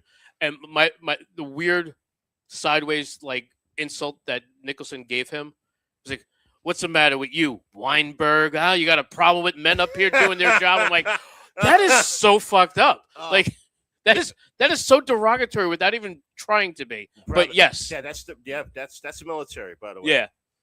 Yeah, and we all know what he was trying to say. Might as well just said the slur. Right. At that point, you know. Man, he is good in everything. And Yeah. like, you know, I don't think I've ever seen him in a show or a movie that I didn't say like, hey. No, he's been good with so many things.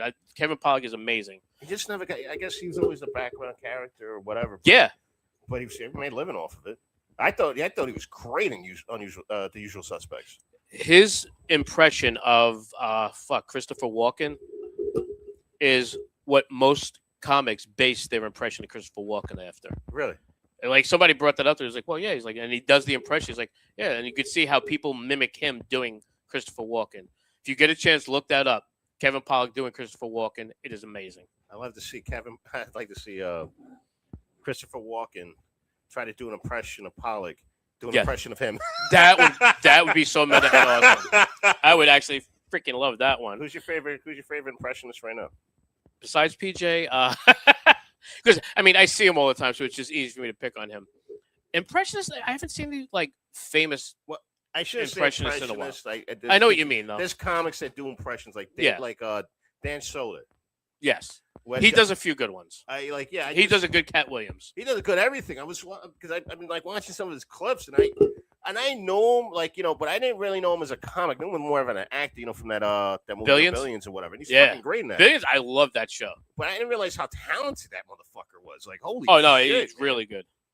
His Macho Man Randy Savage is great, but then he does like I thought that was like a one-trick pony, but he does all the wrestlers. Yeah. He's just freaking like fucking nuts, man. I guess if I was gonna say famous, then I guess I'd have to go with Dan Soder.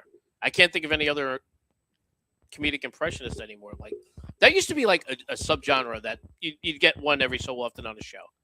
Yeah, Like I mean, and quite often, like 5 times a year, you'd find a new guy that did impressions. That was like, oh wow, that was good. He's a comic that happens to do impressions also. Right. So it's a little different. It's like Eddie Murphy was great at impressions, but he Yeah. wasn't an impression comic. Yes. Right. Yeah. Oh yeah, he's incredible, man. Yeah. People sleep on that, man. Just watch him in his freaking movies, playing multiple fucking parts, man. Yeah. God damn, dude. That's just genius. That's a way to keep all the money on that. You're right. Write, produce, direct. Oh, and I'm going to do 10 of the characters. And at least 9 of those are gonna be paid scale. Yeah, exactly. All right, real quick. What other military things? I was going to name like 2. Oh, you know what? Just getting on time and you know what? And packing probably. You know, like Packing, yeah. I pack very efficiently. I pack just enough. Right, but efficiently enough. Like my wife is an overpacker to her own detriment sometimes. I think every woman is. Right. But like now Spirit no longer works as an airline. However, we went away once when we were first dating and we went to go see my uncle down in Florida. We took Spirit down there because why wouldn't you? It's dirt cheap and they go 5 times a day. All right, I got to say this about Spirit. If you drive on 1 and 9 or even sometimes Oh yeah. You watch the especially when you see the Right on the turnpike. You see it. Yeah, you'll see like the freaking the planes just parked there. Just Yeah. it's the Wait, saddest thing. Did you see the plane that hit the light on the turnpike? A couple No, weeks was that ago? Spirit? No, it wasn't Spirit. It was a United flight that hit one of the street lights on the turnpike, but right below, all the Spirit planes are lined up right there below it. What about As he that was plane that hit pulling- the truck? It hit, yeah, that's the same plane. Same plane? Same Oh, plane. shit. When Well, you saw it land right after that, it was all Spirit Airlines flights, planes that are parked right there. what was the permanently. guy drinking some road sodas? I hope so. I hope so. No, randomly. No, so we took the flight down there. It was like $75 each round trip. All right. Can't beat that. However, Check luggage. her baggage, because she refused to pack a second bag, which would have been much cheaper. Yeah.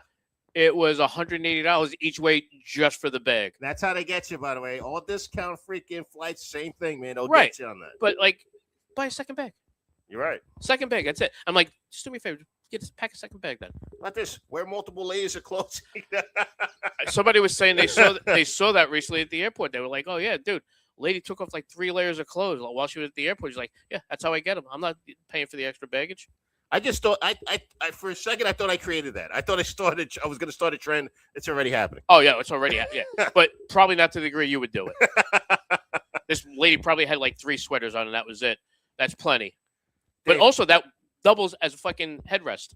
You're right. So she's killing the game on that one. I'm already bulky as hell. If I try to do that, I look like that kid from fucking Christmas Story, you know? Yeah, rolling them around all the way in the end. Yeah, so being blunt with people and cursing as an adjective every sentence, definitely what habit I can't break from the military. And I realized the first time that I cursed way too much from the military on my first home leave when I got in, and I started talking about, and this fucking thing here, my parents like looked at me like, because first of all, my dad would like beat me for cursing in front of my mother, and he's like, "Listen, you just got back from basic. I will let it go this time. When you leave the house, remember when you come back here that you're in my fucking house, and I will beat your ass if you curse in my fucking house." Which he was in the military too, so I get where I get it from as well. But little everything on that one. It's true. Incidentally, that's after basic, by the way. Usually. Oh yeah, Because so basic, much. those guys are now, especially like back in the day, they're pretty. They don't say goddamn, they say gosh darn and stuff like that. Oh, But, it's the Southern people. but the second you're out of basic, man, it's over, dude. Yeah. Everybody's This motherfucker over here, this fucking guy over here. sound like Tony I'll Soprano. I'll call you right back. Oh, that's the missus. We're gonna have to wrap this up. Yes, we are wrapping this up. We're gonna get out of here. Hold on a second. All right, maybe not. Come see me at the Stone Dojo, June 20th. It's not your Father's Day. No, It's gonna be a good time. I'm sorry. I was just getting that ready. I didn't mean to cut you off. Finish your plugs. I'm sorry. We're gonna have the very funny Ellie Davis. Love him. France. I got a great headliner who's unfortunately the name I can't remember at this point. Okay. Well, but it's gonna be a good time. Head out there. Follow me at Bobby Bayonne. That's IE Bobby Bayonne. I don't know why you used the IE. I just kind of like the way it looked. I did not realize it was a chick version, but Bobby Bayonne. Bobby Bayonne at Facebook, Instagram, TikTok, you name it. All right. All right. And I'm at Dave Hodge on Instagram. You can find me on Facebook as well. HOJ. Good night, everybody.